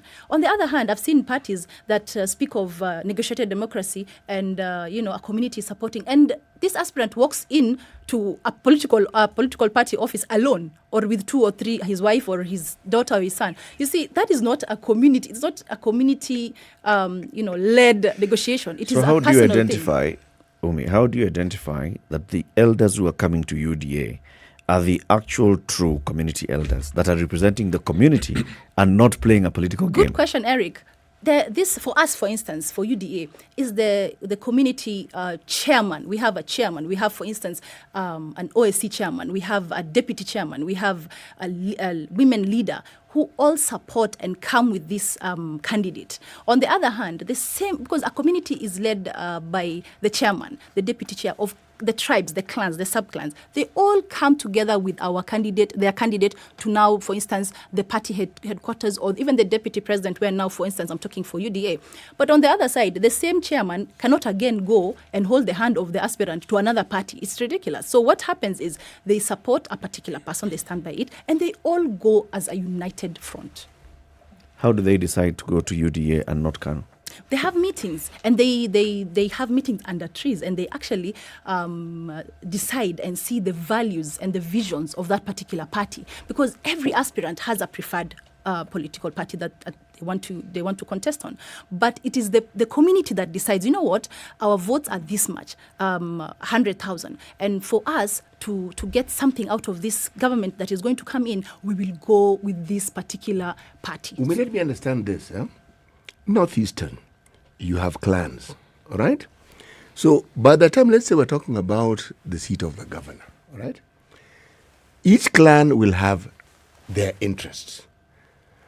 At what point do you get to a point where these clans arrive at a consensus so that they actually agree and say, or are we saying that we look at the regions and the members of parliament, for instance, their representation is mainly clannish. So that one, the clan getting together to decide, one can actually see. But even within clans, there are sub-clans and their families. It's an intricate web. And the negotiations that take place are also intricate. Yeah. Now, help me understand. How do you get consensus, let's say, at a county level, where there are all these clans, with all their diverse interests, determining we are going to support this party as opposed to this party? Because I see a situation where there'll be diversity, but please explain to me. What happens is that we look at the tyranny of the majority and the tyranny of the minority. And for a particular community to actually win a particular seat, what happens is, for instance, a governor lineup, the county lineup, a governor will come from a different clan. The deputy governor will come from a different clan. It's negotiated. Yes, it is negotiated. So your chairman from your particular tribe will come and sit down with this chairman of a particular tribe. So they reach a consensus. Clan. Yes, that's the thing. Yes. For you said tribe, I'm calling it a clan. Yeah, but it's Yes. all over the country. Look at, if you go to Nyamira, we have the Kuria. The same applies. They're a minority, so what happens? They're brought on board and they're given a certain... Kuria in Migori. Yes, Migori. But just carry on, yes? Yes. No, I like what you're saying. You see, what you're describing, Umi, is now the reality of our politics. Okay? And that's what I was questioning when we're talking about this democratic process that you two explaining to us in great detail. Even where you don't have clans or we have tribes, it is the same thing that happens. And are they coalescing around the leaders primarily, or are they coalescing around the political leader primarily? And so when you then tell us that these people don't have power because they're not in the electoral board, I'm saying it is not true. Because these political leaders, by and large, in our system, are the people who the individuals coalesce around. You know why? The party is identified by them. City, let me just make a contribution on what you've said. You see, for us, our candidates who probably are in whatever part of the country, what attracts them to KANU is what Eric asked. What attracts them to our party is the philosophy, the principles and values that we stand for as a party. That's what attracts them. And particularly, if I may talk about our candidates, many of them in thousands who are in northern part of Kenya, the issues in those areas has been issues of devolution, where they feel that they've been forgotten. Our party is back to business. And we have said, for us to ensure that we secure the lives of the people in the northern area, there are certain concessions that we must make. There are certain provisions that we must do.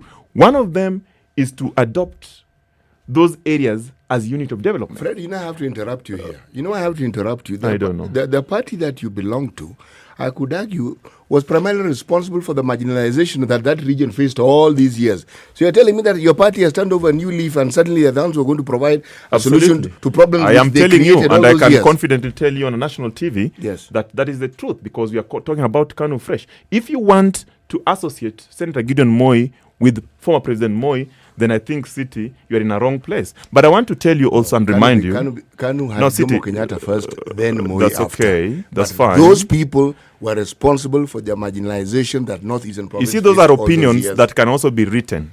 But we know politics is local. We are talking about today. The politics of today is about the model of governance that is called devolution. Everyone wants a pie of the cake. Who gets what and how? Our party has been categorical, and we have said we are going to adopt a model for everyone, right from the ward level, and provide the basic needs first to the people of Kenya. And we are saying that in those areas, the issues of water has been a problem.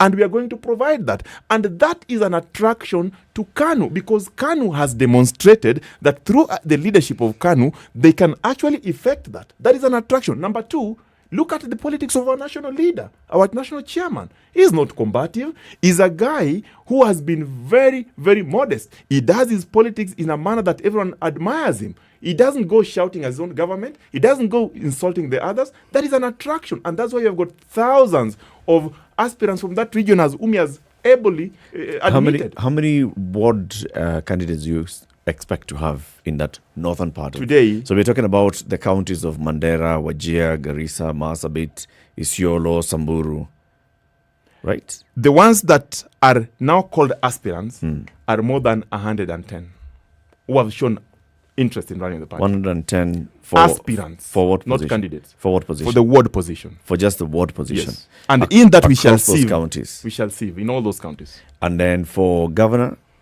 I think there are 3 in the counties. Yes. How many would you say UDA has attracted so far? Aspirants. Aspirants for MCAs. It'll be 30 in Mandera, 30 in Wajir, 30 in Garissa, Northeastern. So on 20. That is the MCAs. Mm-hmm. And for governors, that is close to 15. 15 actually for governors. So we have a total of almost 897 ward MCAs basically who will be going for nominations come Thursday this week. And you're saying that all those nominations are going to take place one day? Yes. Across the country? Except for Nandi, where we had a sad accident and one of our aspirants passed away. So we moved that nomination to the 19th. But the rest, all over, is on the 14th. We are ready. I mean, we cannot be going for one day if we are not ready. How are you prepared to deal with the fallout? Because we've seen this before. I mean, just like CT is saying, the history of our country is that political party primaries, fallout. Yes. There is likely to be fallout in terms of just people thinking, so and so who's more aligned to the party leader or to the people in the National Elections Board has gotten the certificate. Yes. And they rigged themselves into the certificate. Yes. How will you deal with the fallout? Eric, first of all, the law allows us up to the last day for dispute resolution is on the 22nd of this month. And for us, we've scheduled our nominations to be one day so that we have that time, that window for our dispute. We have another committee called the Dispute Resolution Committee, which now sits and is that time enough? Yes, it's more than enough. It's more than enough. We have a board of 7, and we are more than prepared to ensure that we reach judgments are delivered before the 22nd, which is the deadline. Because that means that, I mean, it's almost inevitable that there will be those who are not happy with the results. So what happens to them is that they have a very quick time, as Fred has said, until the 8th of May to then register as independents, which we've seen is usually the recourse that many people take. Disappointed at the party level, move and go and join as an independent. How will you deal with that, or is it collateral damage for the process? Yes. So we are trying the much we can to ensure that we don't have any disputes that will come up from our nominations. That's why we advocate for even the consensus and the negotiated democracy, so that there's no, disgruntled aspirant who would come after the 14th and say, that this has been an unfair process to me.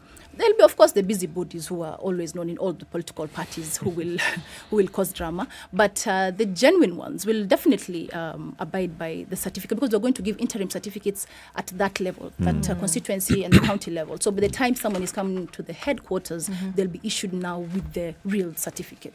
Okay. I want to thank both of you for joining us today, and as you go and prepare for the political party primaries to issue the nomination certificates, we will all be watching and seeing, so how is democracy being practiced at party level? Fred Okango, thank you very much for joining us. Thank you. Fred is a political affairs secretary for KANU, and you say it's KANU Fresh. KANU Fresh, and you're saying we're back to business. Back to business. Absolutely. UDA, which has been there, then has rebranded as UDA, have been very active in the country in the last 1 year. Umi Bashir is the vice chairperson of the National Elections Board of that political party. Asanteni sana for joining us, as you've talked about the issues that we expect to see with devolution and the national government in the coming years. Water is a critical one. And today, as we're talking, there are very many people and very many communities that don't have access to water. That's why Colgate has been working in the community, especially in 7 counties, some in Nyanza, some in the coast, to supply water, to dig wells and in primary schools, and then supply water to communities using those from those wells. They're saying if you go to Naivas today, buy a tab of Colgate, what happens? Part of that money goes towards making sure that more of these 30 wells will be sunk around the country. So you buy some toothpaste today, Colgate specifically, and part of that money goes towards making sure people have access to this much needed resource. We will do this and hope that the next government will actually come and do the work itself. Thank you very much for joining us. Keep it right here for more. It's now 9 o'clock.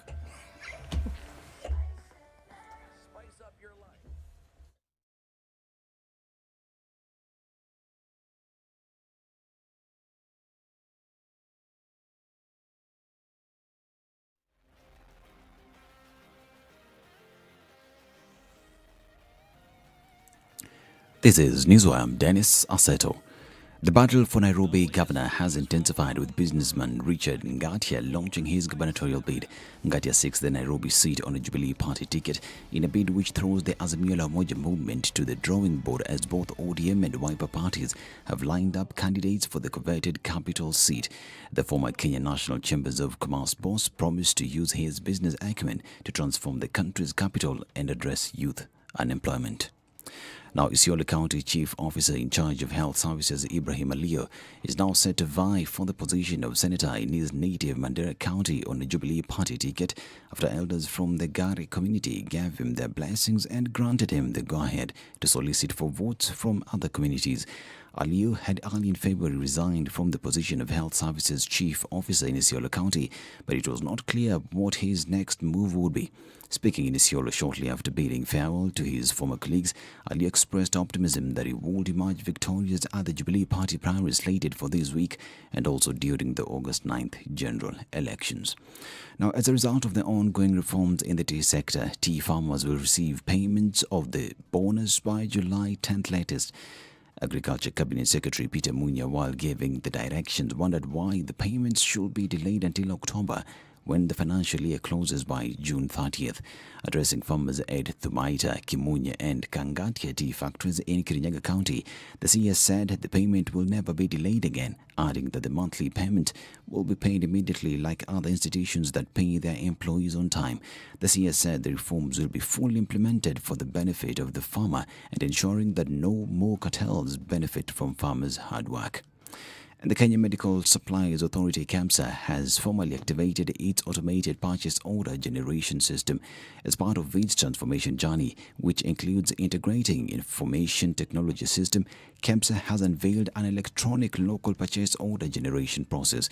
The automation of the procurement process and elimination of manual procedures that require human intervention, such as the issuance of LPO, is also part of the authority's ethics and integration assurance strategy. KEMSA Acting Chief Executive Officer John Kabushi said the automation of critical functions would enhance the authority's efficiency levels. And the Kenya Medical Practitioners and Dentists Union says its members will down their tools to protest the delay by the Ministry of Health to settle outstanding allowances allowed to interns and doctors. KMPDU Secretary General Davia Taylor says more than 300 interns have not been posted and more than 200 have not been paid for the last 6 months after the Ministry of Health claimed it lacks the budget. Union leaders vowed to hold demos to push for their pay should the situation remain the same. The medics expressed their disappointment with the proposal to allocate 4% of the national budget to the healthcare sector, which they say is a decline from the 6% allocated last year. And the body of the late ambassador to Qatar, Honorable Paddy Ahenda, who passed away while receiving treatment at a hospital in Doha, Qatar, has been flown into the country. Ahenda's body was received by Foreign Affairs Cabinet Secretary Ambassador Rachel Omamo, family members and friends at the airport. The president eulogized the envoy as a dedicated and committed diplomat who was keen on deepening Kenya's relations with Qatar and the Arab world. Ahenda was a former member of parliament for Katsibul Kabando and was appointed Kenya's ambassador to Qatar in 2018. And Emmanuel Macron has won the first round of French elections, and far-right rival Marine Le Pen will fight him for the presidency for a second time. In the end, he won a convincing first-time victory, but opinion polls suggest the runoff would be much closer. Pen called on every non-Macron voter to join her and put France back in order. With 97% of results counted, Emmanuel Macron had 27.6% of the vote, Marine Le Pen had 23.41%, and Jean-Luc Mélenchon 21.95%. And finally, Elon Musk is no longer joining the board of Twitter, says CEO Parag Agrawal. Currently, the world's richest man and with more than 80 million followers on the microblogging platform, Musk last week disclosed departures of 73.5 million shares, or 9.2% of Twitter's common stock. This is Newswire. I'm Dennis Aseto. Good morning.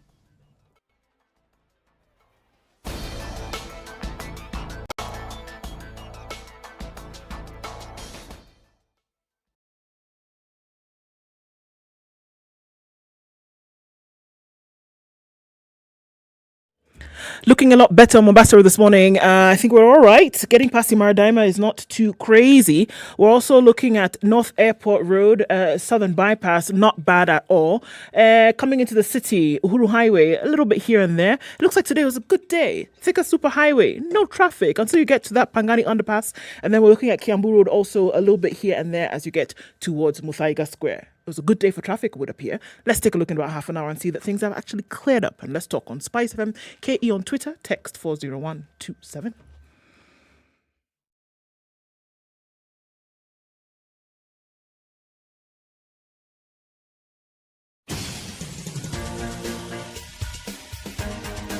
This is the Situation Room, the home of hard-hitting political commentary and penetrating insights about the state of the nation. This is a talk radio experience like no other. The Situation Room, a place for hard truths, debates, and elevated conversations. The Situation Room, witty, political, engaging, deep, controversial. In the room, we have C.T. Muga, researcher, academic, seasoned political observer, a fountain of wisdom in these politically uncertain times. Ndu Okoh, Nigerian by birth, Kenyan by choice, communications expert, Pan-Africanist, a truth seeker and believer in people power, and Eric Latiff, agent provocateur, the man in the chair, seasoned journalist, news hound, a man who believes in punching up, not down. It's 7 minutes after 9. This is the Situation Room, the only way to start your day. It continues. Hopefully, we will soon jump over into April.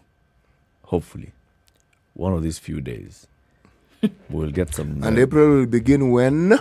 When power bills come down. When the government, whichever, whether it's Kenya Power, whether it's the Minister for Energy, whether it's APRA, whether it's the President, announces a further reduction by 15% of power bills. And when the superhighway? And also when the President launches, not just the superhighway at the stage between Mulolongo and Maimahiu. It's all the way from Machakos Junction to Maimahiu. Then we know March has come to an end. We know now March has come and to we're an in end. April. Yes. Right, you'll wait for it until June. Okay, the day's proverb, City. The elephant never gets tired of carrying its tusks. Elephant never gets tired of carrying its tusks. Haichoki. No, ye hachoki. Yeah. Ndovu hachoki. Ndovu wala hachoki. Yes. Okay. So, a lot of the stuff that we've had in that conversation about political parties and the primaries, I mean, this one is going to be one of those heated ones. The stories in the papers today. There is a story on page 6 of the Standard. ODM's delicate balance in picking suitable county bosses in Nyanza. The ODM party leader Raila Odinga may be cautiously making his team of county bosses in Nyanza ahead of the August general election. The party has been holding consensus meetings to pick suitable candidates to fly the party flag for the gubernatorial race. Siaya, Raila will likely bank on Senator James Orengo. The defection of Charles Owino and Nicholas Gumbo to UDM means Orengo will have an upper hand in the ODM party ticket ahead of the August 9th general election.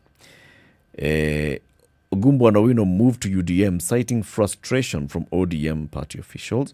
Owino said he had been coerced to step down in favor of a preferred candidate. Orengo will now battle it out with George Mugoe in ODM.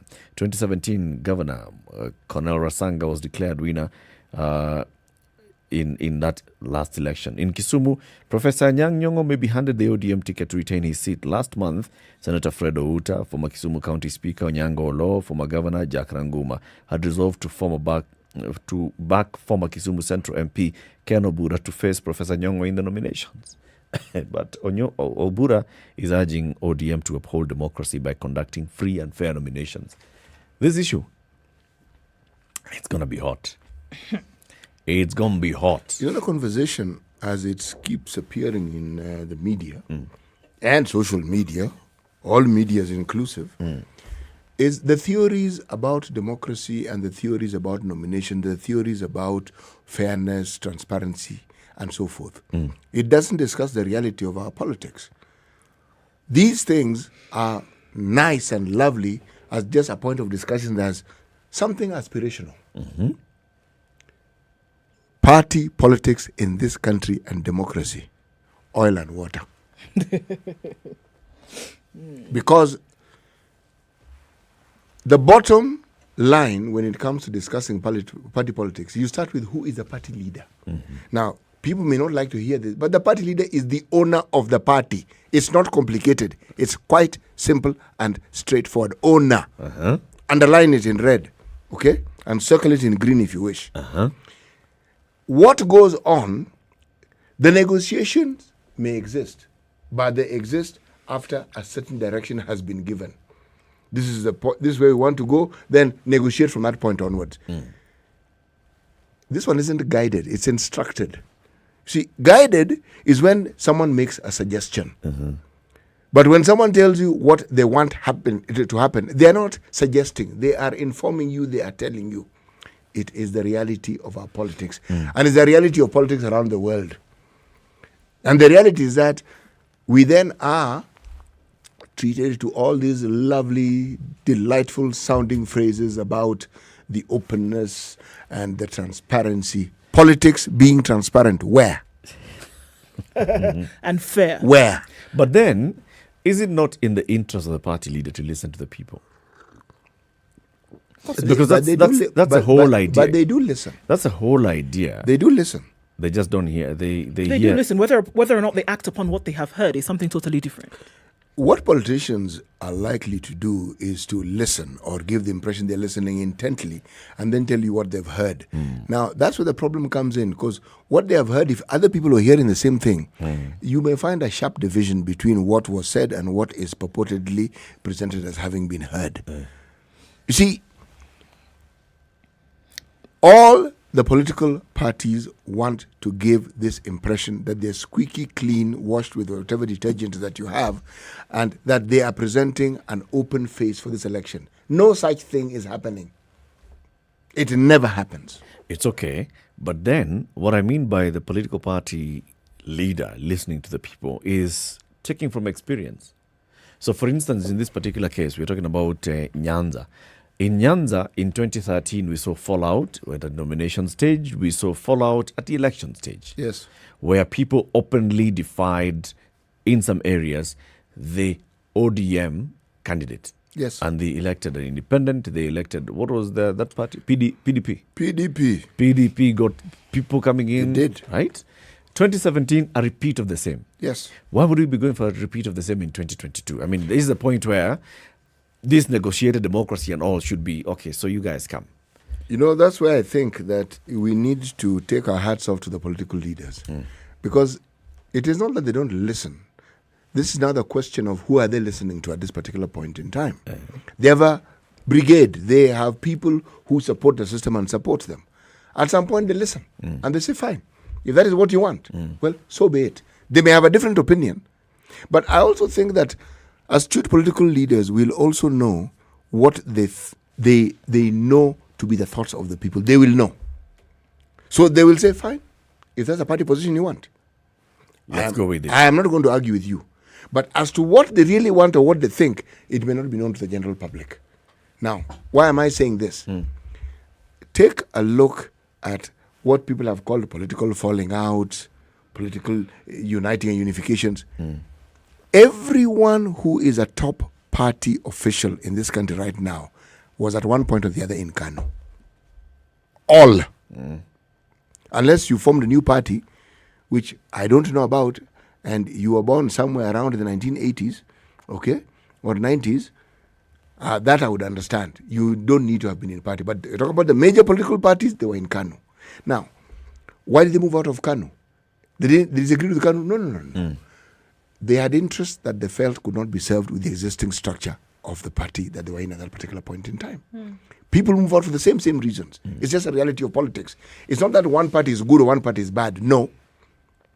But each of those parties that they moved from had the owners, and the owners had it tightly within their grip to do things as they saw fit. So the only way you do what you want is you move out and you sort out your own party. Now, Eric, we're having this discussion about the democracy within parties. My take is precisely this, not complicated. Why are we discussing something that is non-existent?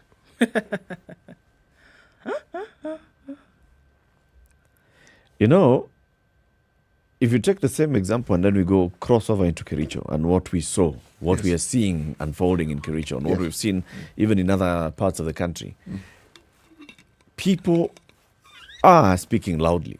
Very. Speaking quite loudly and saying that we support so and so, and we support them so much that we are willing. We are willing to finance them. We are willing to sponsor them in this particular process. This is, some people may say it's new. It's not new, no, but it's louder. It is extremely loud to the point where, remember what I said earlier on in the morning, that it speaks of the effectiveness of the hustler narrative. You see, you have a narrative, which is an empowerment narrative. How do you determine its effectiveness? The crowds, yes, they are a pointer, but crowds are not necessarily appointed to anything. Other than that, they are a crowd, okay? Because until there's an election and you see the same numbers that you saw in crowds being put to the test and proven to be voters, that's when you prove it. But when it comes to the hustler narrative, there's also the narrative of the dynasties. So suddenly, the public determine for themselves who a hustler is and who they consider to be part of a dynasty. And in our country, it's very simple. Either it was you have a family history in politics, or you are considered to be somebody who is wealthy. Now, that evolutionary process that you see, I am of the view that the example we often look for is from politicians, but we have a community that has set the example. And I'm saying, my thoughts, this example is going to be followed by others. What we're seeing in Kericho is going to be followed by others. Pick up steam. Yes, I'm seeing it. It's going to be picked up because a way has been found where people are saying we don't have to put up with structures that exist within political parties. We can decide we can decide. And they're deciding and they're showing that they have decided. it is a powerful statement that is not going to go unanswered. No, it won't. I think that I don't know how much the people's opinion or the people's wants or desire play out in this process. I think it is considered. I don't think that it is the clincher when it comes to the decision of who the individual that is chosen will be. Apart from clear-cut things like what we are seeing in Kericho, as you've mentioned. Apart from that, where you can say it is clear that the people have said this is who our person is going to be. Beyond that, with the way things are currently playing out, it is not clear to me that this is what the community has said that they wish, and it is embodied or represented by this particular individual. I still think that parties, being almost omnipotent in this process, are the ones who now say, look, whether behind closed doors, the only one who knows what happens behind those doors is you, as well as the aspirants in this negotiated democracy or consensus building that we are talking about. Does it take into consideration what the people think? Well, possibly. Is it the clincher then when it comes to the decision? I don't think so. Unfortunately, the way we see things playing out here, I don't think so. But no, even when you talk about what people think, okay, let's get granular. Which people? The people who are going to, the majority of people who are going to vote at the end of the day. Now, you see, the fact that you have more than one candidate already tells you that there's diversification of views. And the individual candidates represent that. This person comes from this area, and Umi was right when she says tribes or communities or clans. They feel their son ought to take this, another one feels their daughter ought to take this, another one feels this. So there's division. So even in that issue, when you're talking about consensus, then you'd be saying all these people sat together and agreed that this is what they were going to do. But is that what really happens? Not really. I think what's happening here is, so this particular group of people has either sponsored candidate X, or candidate X went and the people agreed to support them. Yes. And then there's consensus. Oh, look, candidate X, Y, Z. Surely, among the three of you, Y clearly has more people behind them than X and Z. So why don't you just support Y? Bring your supporters X and Z, and let's all support Y so that we can add into that basket so that Y can then win in the election.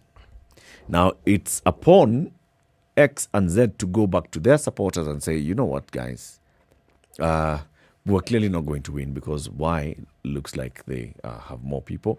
But we have agreed that if we support Y, this is what we shall get. What we are advocating for has been assured by Y. What we are pushing for has been assured by Y. So if we support Y, we win. Mwenye chama has agreed that we shall get something in return. So it's... You know, the gubernatorial position, Eric, actually affords it very, very well. It's something I have seen, I've discussed with people, and it is agreed. The best example that I like looking at is the example in Migori, where governor comes from the Luo side of Migori. Yes. Deputy comes from Kuria. Women rep came from Kuria. Now, you see, already, and then they have ministers. And Senator Luo. Yes, exactly. Before that, Senator was also from Kuria. Now, it's negotiated. That level of negotiation, I can understand. Because it makes a lot of sense. You're sharing this big geographical area, and you want to feel that you're part and parcel of the same thing. I understand it. And I'm sure when I go to whether it is any other county, I'm sure the same thing happens.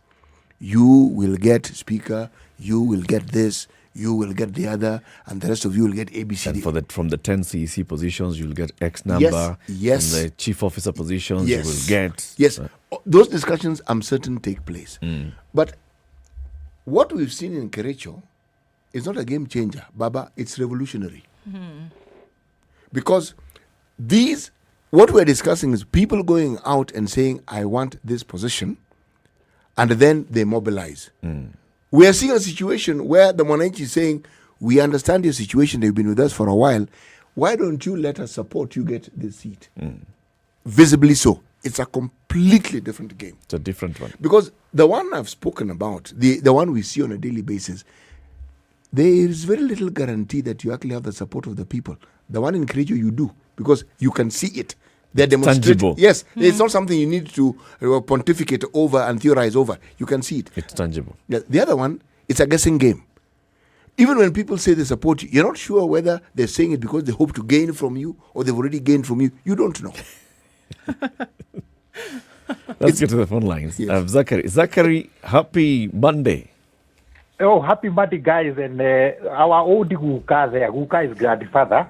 Elephant. Welcome back, Mr. Morimandro. Welcome back, and I hope all of you are good. We're good. How are you? And I'm okay. I'm okay, my friends. And allow me to use the word biremba. You have biremba that topic, yeah? And I have also written a comment there that this direct nomination, sijui at their consensus, what is that? Let me pose to Kenyans.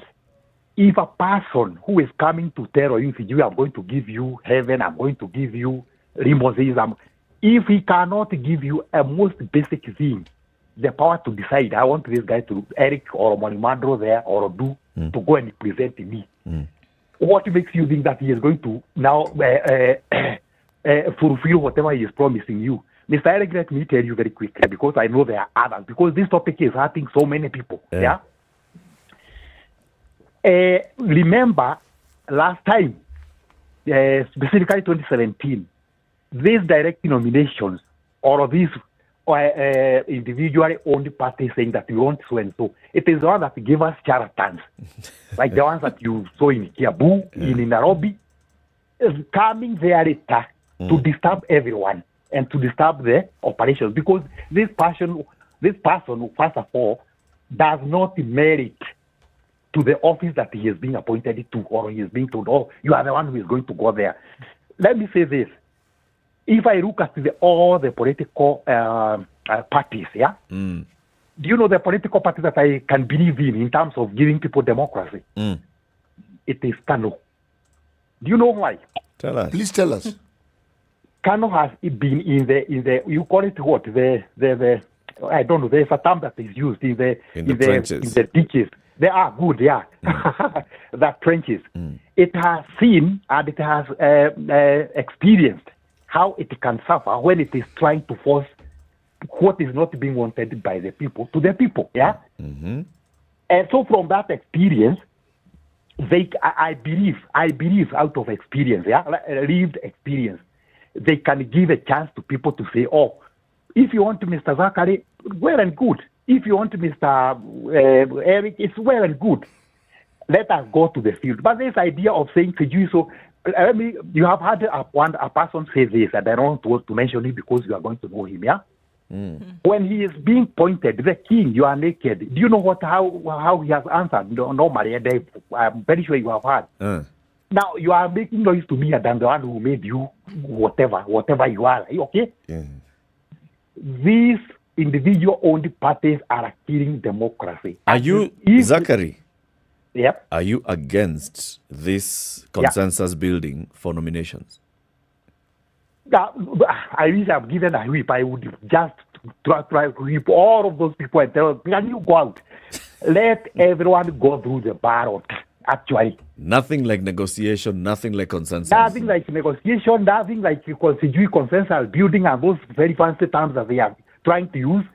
Everybody should go to the ballot. And let me tell you, Mr. Eric, finally, as I finish, yeah? I tell you, I'm from Gatondo South, yeah? Yep. In 2017, I was there. I knew that the person who was, who people, the majority, the populace, preferred was not the person that was given the party nomination, Jubilee party nomination, for which seats? For MP.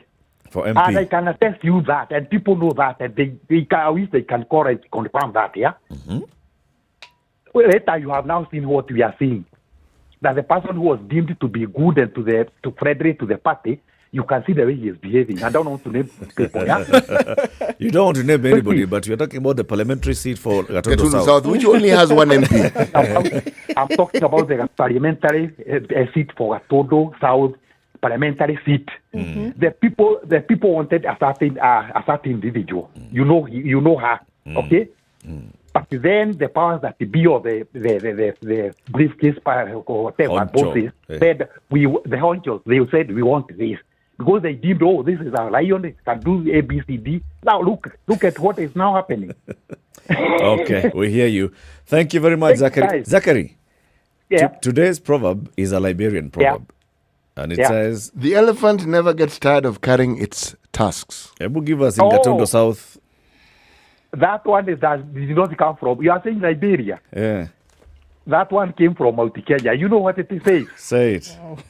Jogu direma gone mugongo ayo. Mugongo is the ivory, yeah? The tusk. The tusk, yeah? And the jogu is the elephant. Jogu is the elephant. So do know that, yeah? So let's not hearing that they originated that proverb from West Africa. It came from Mount Kenya. In fact, to the south, yeah? Thank you, Zachary. Good day. Thank you, guys. Bye. Anthony in Mombasa, good morning. Good morning. How are you? Very fine. How are you? Very well. Kama neza changia, me, I clearly do not want this business of negotiation of position. I believe there was an earlier discussion some way back, and I had suggested that the best thing that can happen to our democracy is people to embrace the position for independent candidates. Because right now everything is negotiated. We are having a pre-election pact. Then it is almost a guarantee that we'll have a post-election coalition. So basically the role of the voter is slowly being diminished.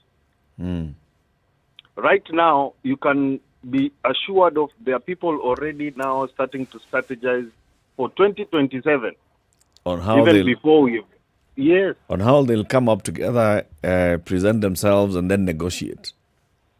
Even if I am an individual, all I need to do is to be 100% loyal to the party through giving donations to the party, etc., so that come 2027, I'll be given a direct nomination. So it is no longer about the mwananchi. Okay. It's killing democracy. It is killing democracy. And unfortunately now it's becoming the norm. Thank you, Anthony. Thank you for your contribution. Let's hear from Brian in Nakuru. Hello. Morning, guys. Morning. Direct nomination is the way. If we come to a consensus, let us find a way forward. Why waste money and you have a big election? He's gone, but he has made his point. No, he's made it quite clearly. Why are we wasting time and money here? When we can actually get to the point quickly. Yes. Anthony in Kisumu, good morning. Good morning, Eric, Ndu, and CT. It's been a while, Anthony. How are you? I'm good. CT, long since I heard from you, I think the whole of last month is there. Welcome. Thank you very much. The guy has been missing since, I think, December 12th.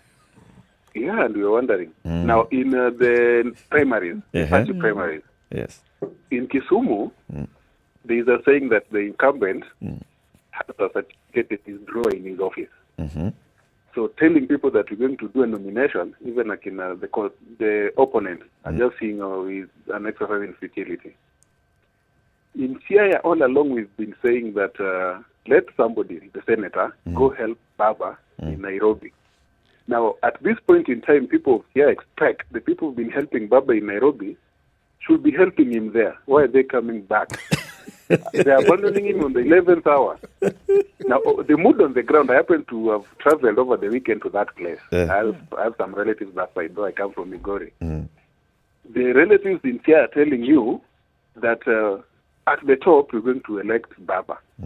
Nobody is contest. And Baba has outgrown ODM.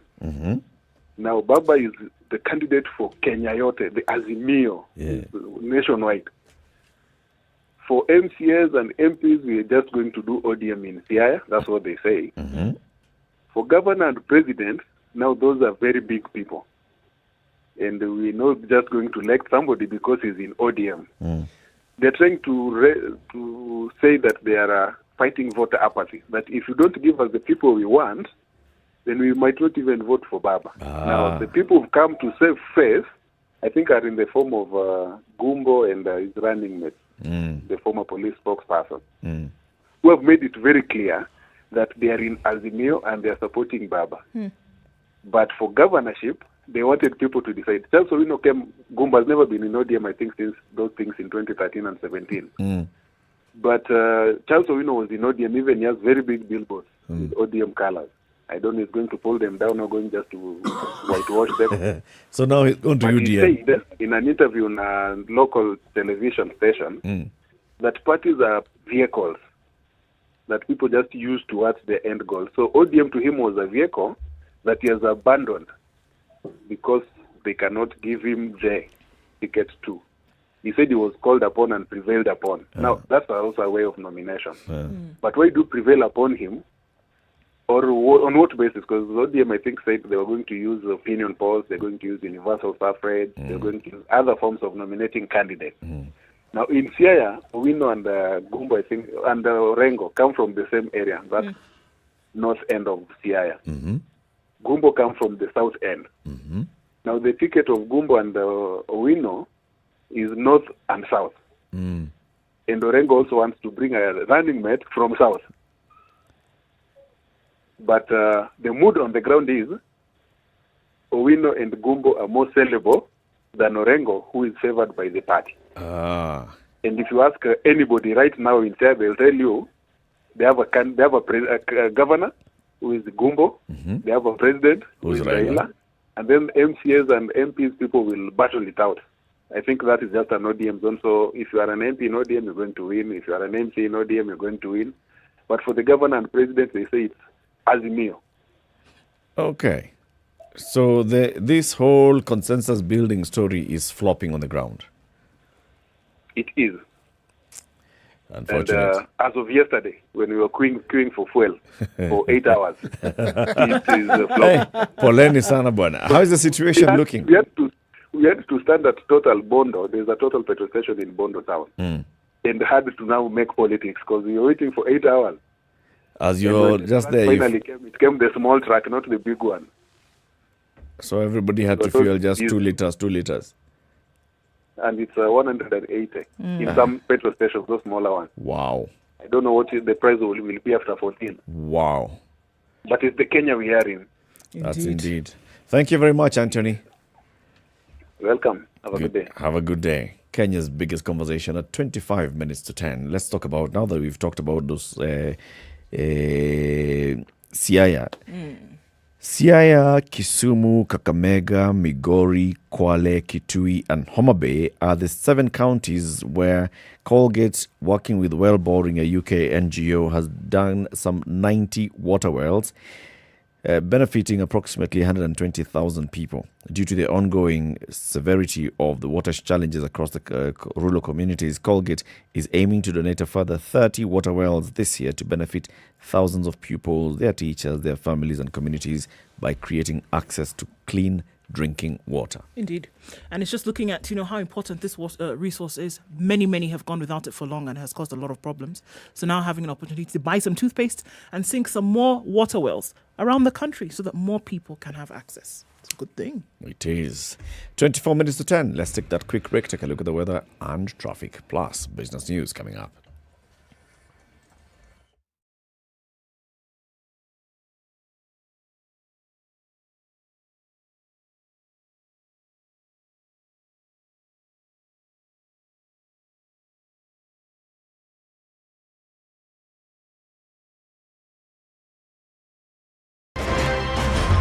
This nation has never healed genuinely from the 2000-2008 violence.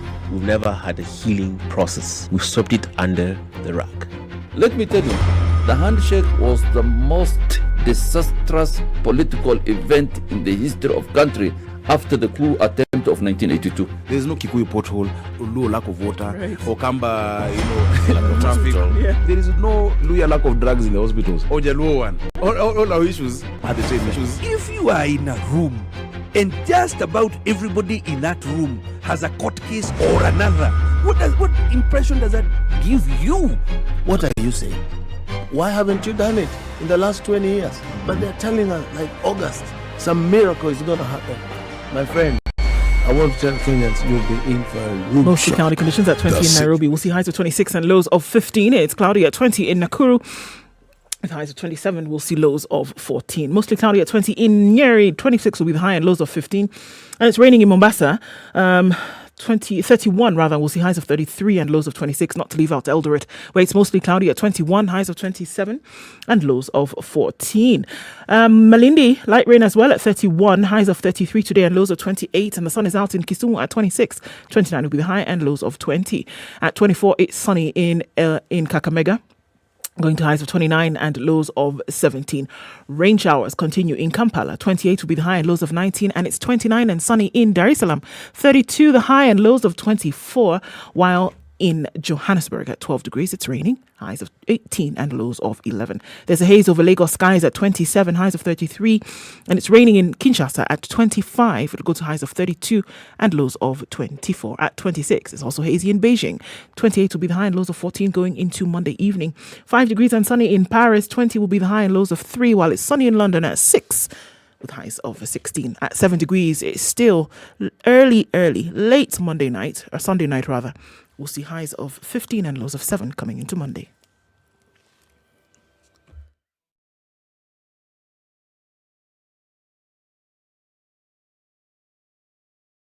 Spice and everything nice. Alright, okay. Spice. Very well behaved today. We didn't see too many incidents in terms of traffic today.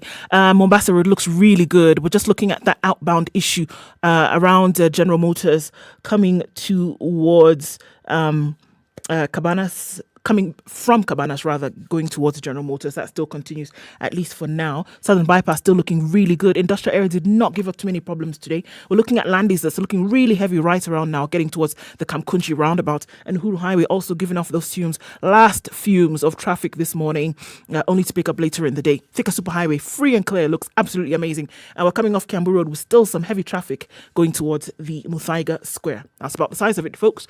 Let's talk during the morning. See what it looks like. SpiceFM KE on Twitter, text 40127.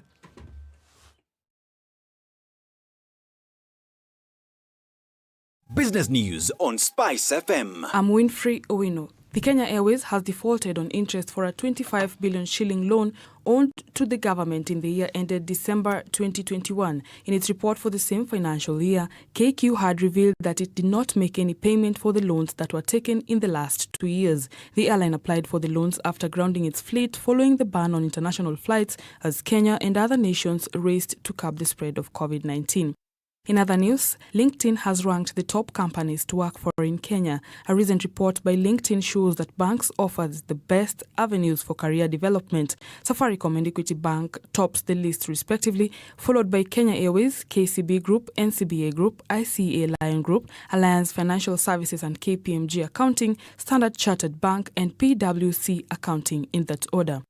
Moving on, gamblers will have to pay 20% of the cash they have set aside in their wallets for betting as taxes. Treasury Cabinet Secretary Ukur Yatani has proposed to heavily tax betting by raising the excess duty from the current 7.5%. If approved by MPs, betting firms will be required to withhold and forward 200 shillings out of every 1,000 shillings, regardless of whether the punter wins or loses. The higher tax is part of a proposed changes to the Excess Duty Act through the Finance Bill 2022. The targets to raise 50.4 billion shillings in new taxes to help fund the 3.31 trillion budget for the year starting July 2022.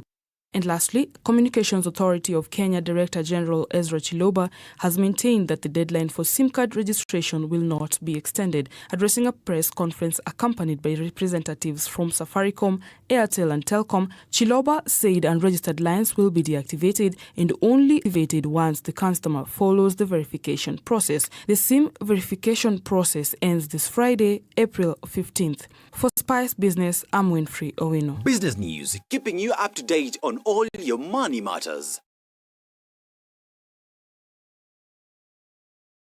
Mature, intelligent talk every morning. Spice up yourself.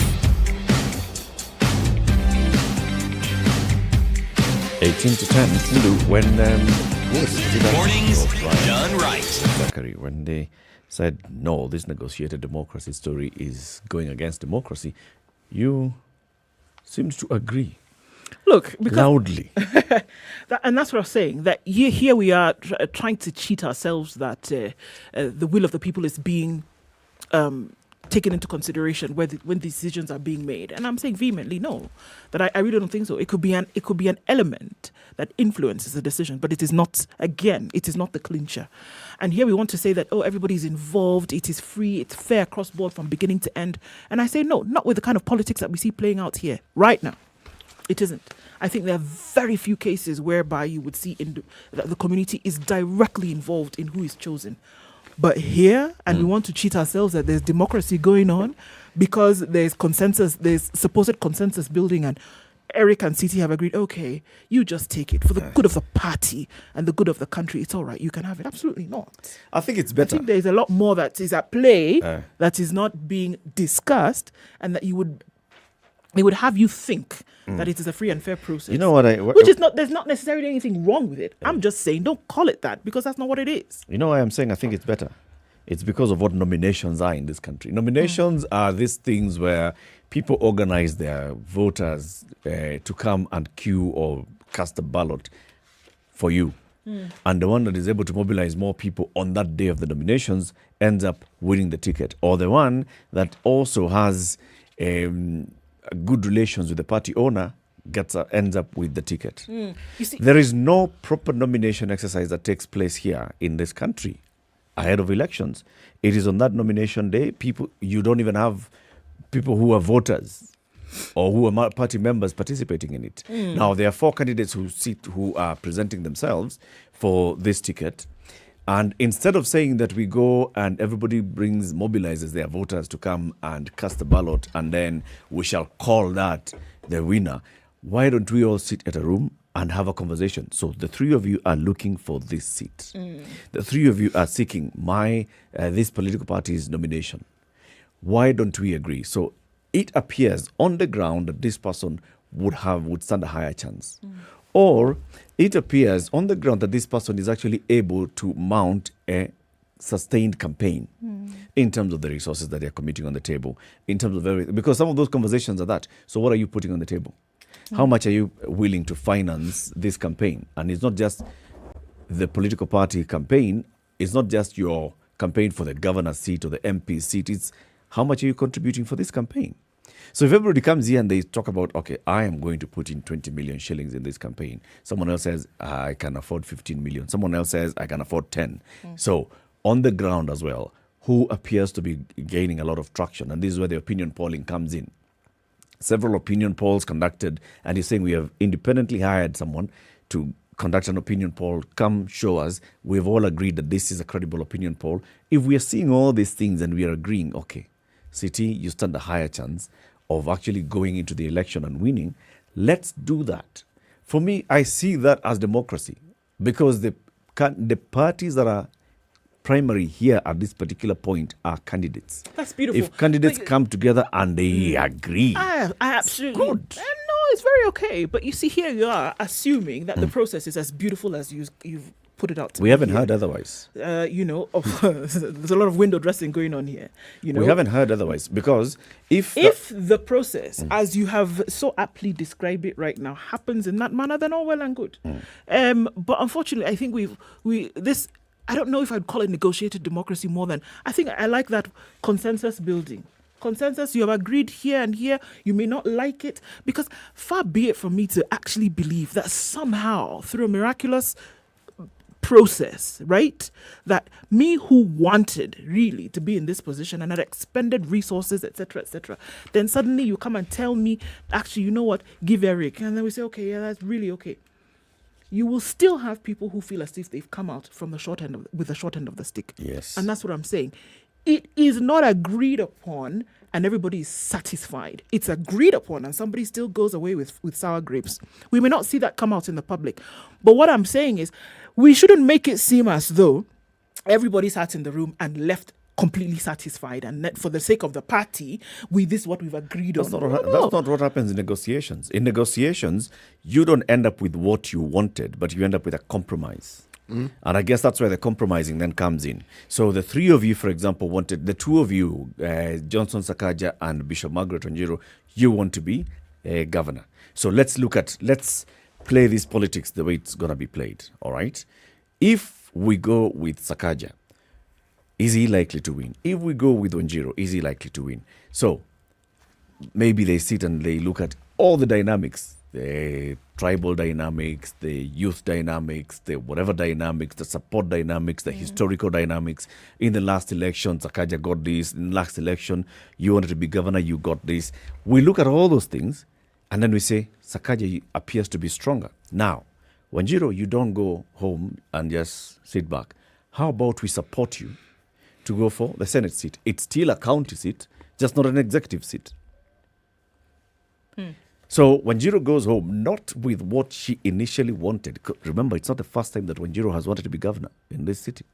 So maybe Wanjiru goes home, not with what she wanted initially, but at least with something. And the party has maybe promised, in the event, this, and the other. In the event you don't win, you get a nomination. So you have several guarantees. And this is why the negotiation comes in. When you're negotiating, you don't get everything you want. You never do. Otherwise, it's not a negotiation. Everybody gives and everybody takes a bit. And I think that's the problem here. That this negotiation that we're talking about, and from the parties, everybody who wants to window dress this, wants to make it seem as though everybody's happy and we've agreed and we're fine. And that, I think, therein lies the problem. That's an aspect of it. And it's a very, very accurate and well-stated fact. But my problem is not stating these things for what they are. That really is my beef here. Because it's not what it is. People want to present this thing like it's democratic, and it's not. It isn't. It couldn't be further. And the thing is, there is absolutely nothing wrong with it. But with just call it for what it is. Yes. And that's what I'm saying. What would you call it? I don't even know what I would call it, but I would know what I would not call it. I know I would not call it democratic. I would call it the party process. Because remember the question I asked here? Yeah. Does your constitution allow for direct nomination? Yes. You saw the ring around of roses that were given. All their constitutions have that facility. Yes. So why don't you just say, this is what we are going to do? This is how we do things at the party. But you guys, that's what they're saying. No. When they're coming out to say we have had negotiations, they're saying No. we've had negotiations in accordance with our party. They're not coming out to say that, you know what, we had some delegates who were selected and they voted for so and so. No, they're saying the candidates sat and we had a conversation. It was not an easy conversation, but we had to look at various factors. We included data, we included the strength, we included all this, and we agreed that this is how we shall go. Eric, what I'm saying, data be damned. It is not anything to... Data is so that you can window dress it further. All those big words, data, this, that, polling, all that story, scientific, this, all that. It doesn't work like that here. That's what I'm saying. It sounds nice, and you can put it in a booklet and sell it. But you know what? Some folks are not buying, man. The people who are sitting on the people who are in the inner room, they will say, outside they're telling you that they're using scientific data to analyze this thing and to make a decision. It's a lie. Among other things. Karanja is on the line. Let's hear him. Karanja, good morning. Good morning, Eric Duen, City Muga. Welcome back. Thank you, sir. Okay, now, Eric,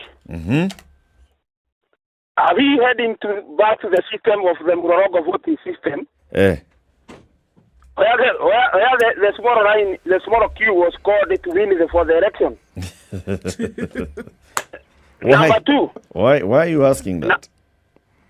Because what we call the negotiation issue, this we call the consensus, they are denying them 1 inch. They are right to vote. Now, look, for instance, in Nakuru County, we have somebody who might tell Adia he will be the governor, the next governor for Nakuru County. Now, if I want somebody else, and these people are in UDA, in the same party, and then now I want to vote for this guy, what will happen? Don't you see this?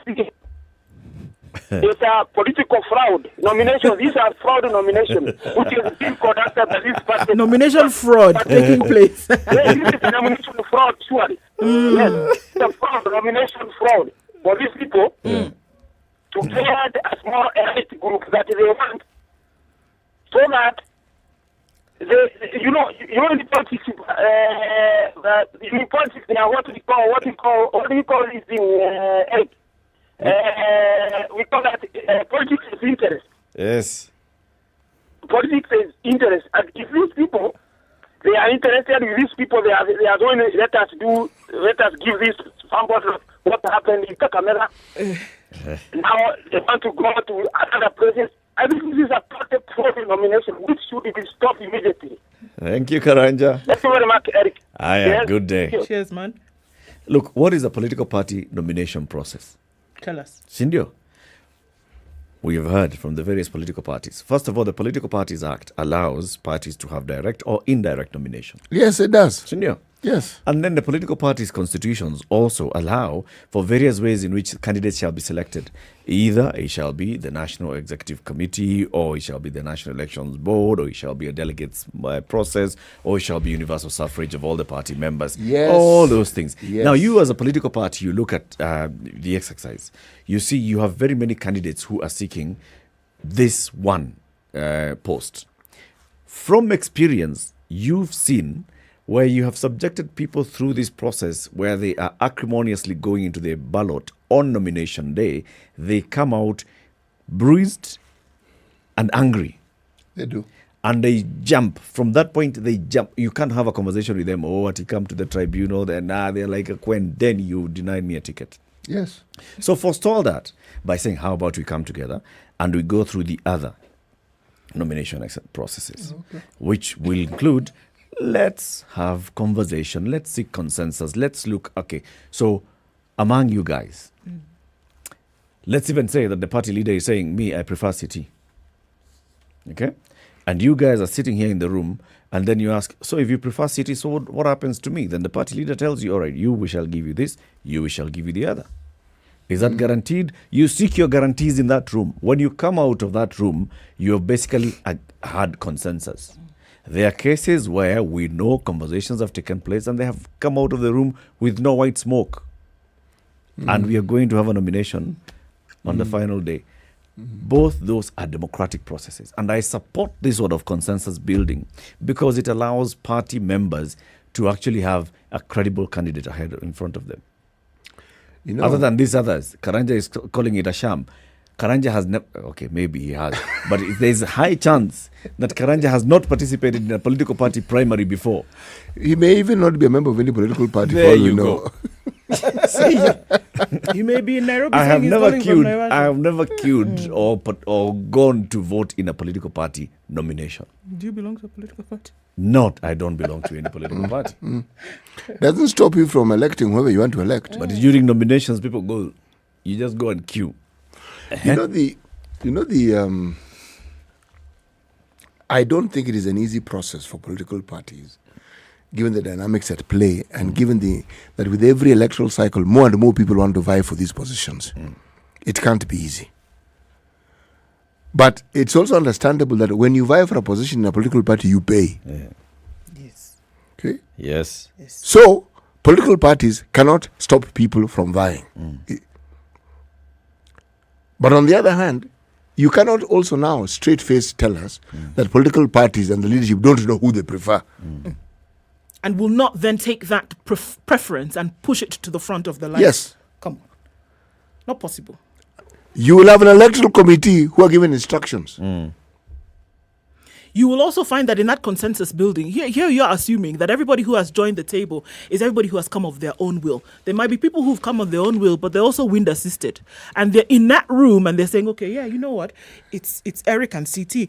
But there was also Ednah who really wanted this, so let's bring her in. She's already been pushed to the front, and then now let's have a conversation because we've added our own inside. It isn't democratic. There's nothing wrong with it, but don't call it democratic. That's what I'm saying. And there's nothing wrong with it.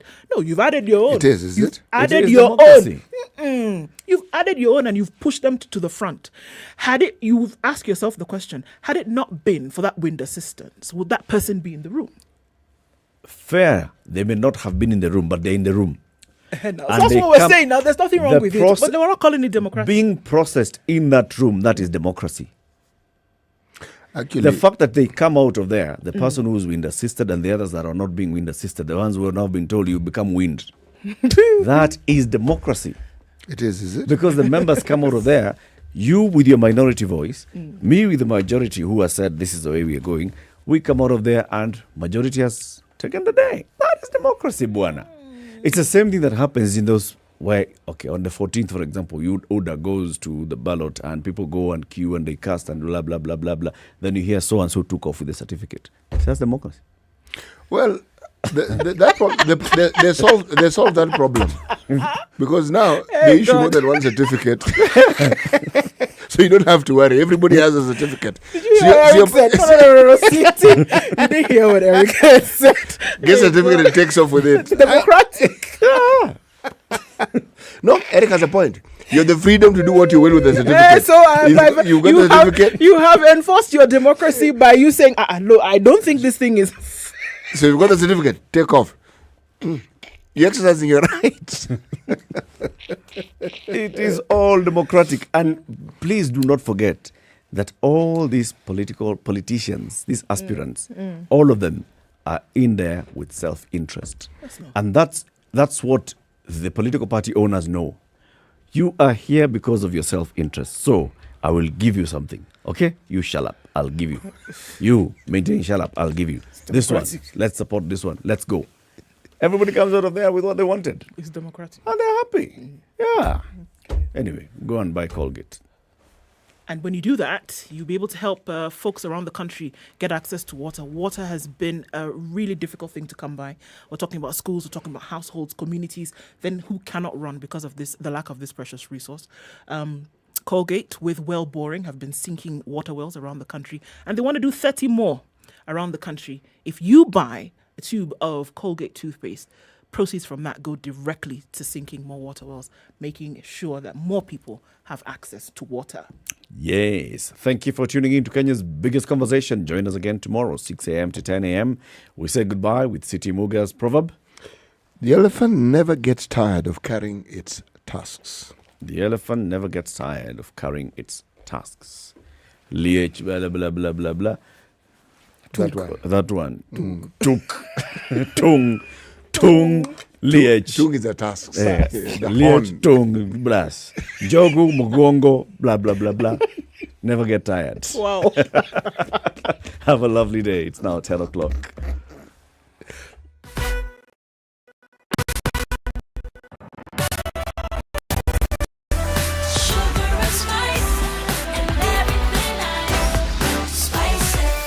Spice up your life. The latest news from around the world. 94.4 Spice FM.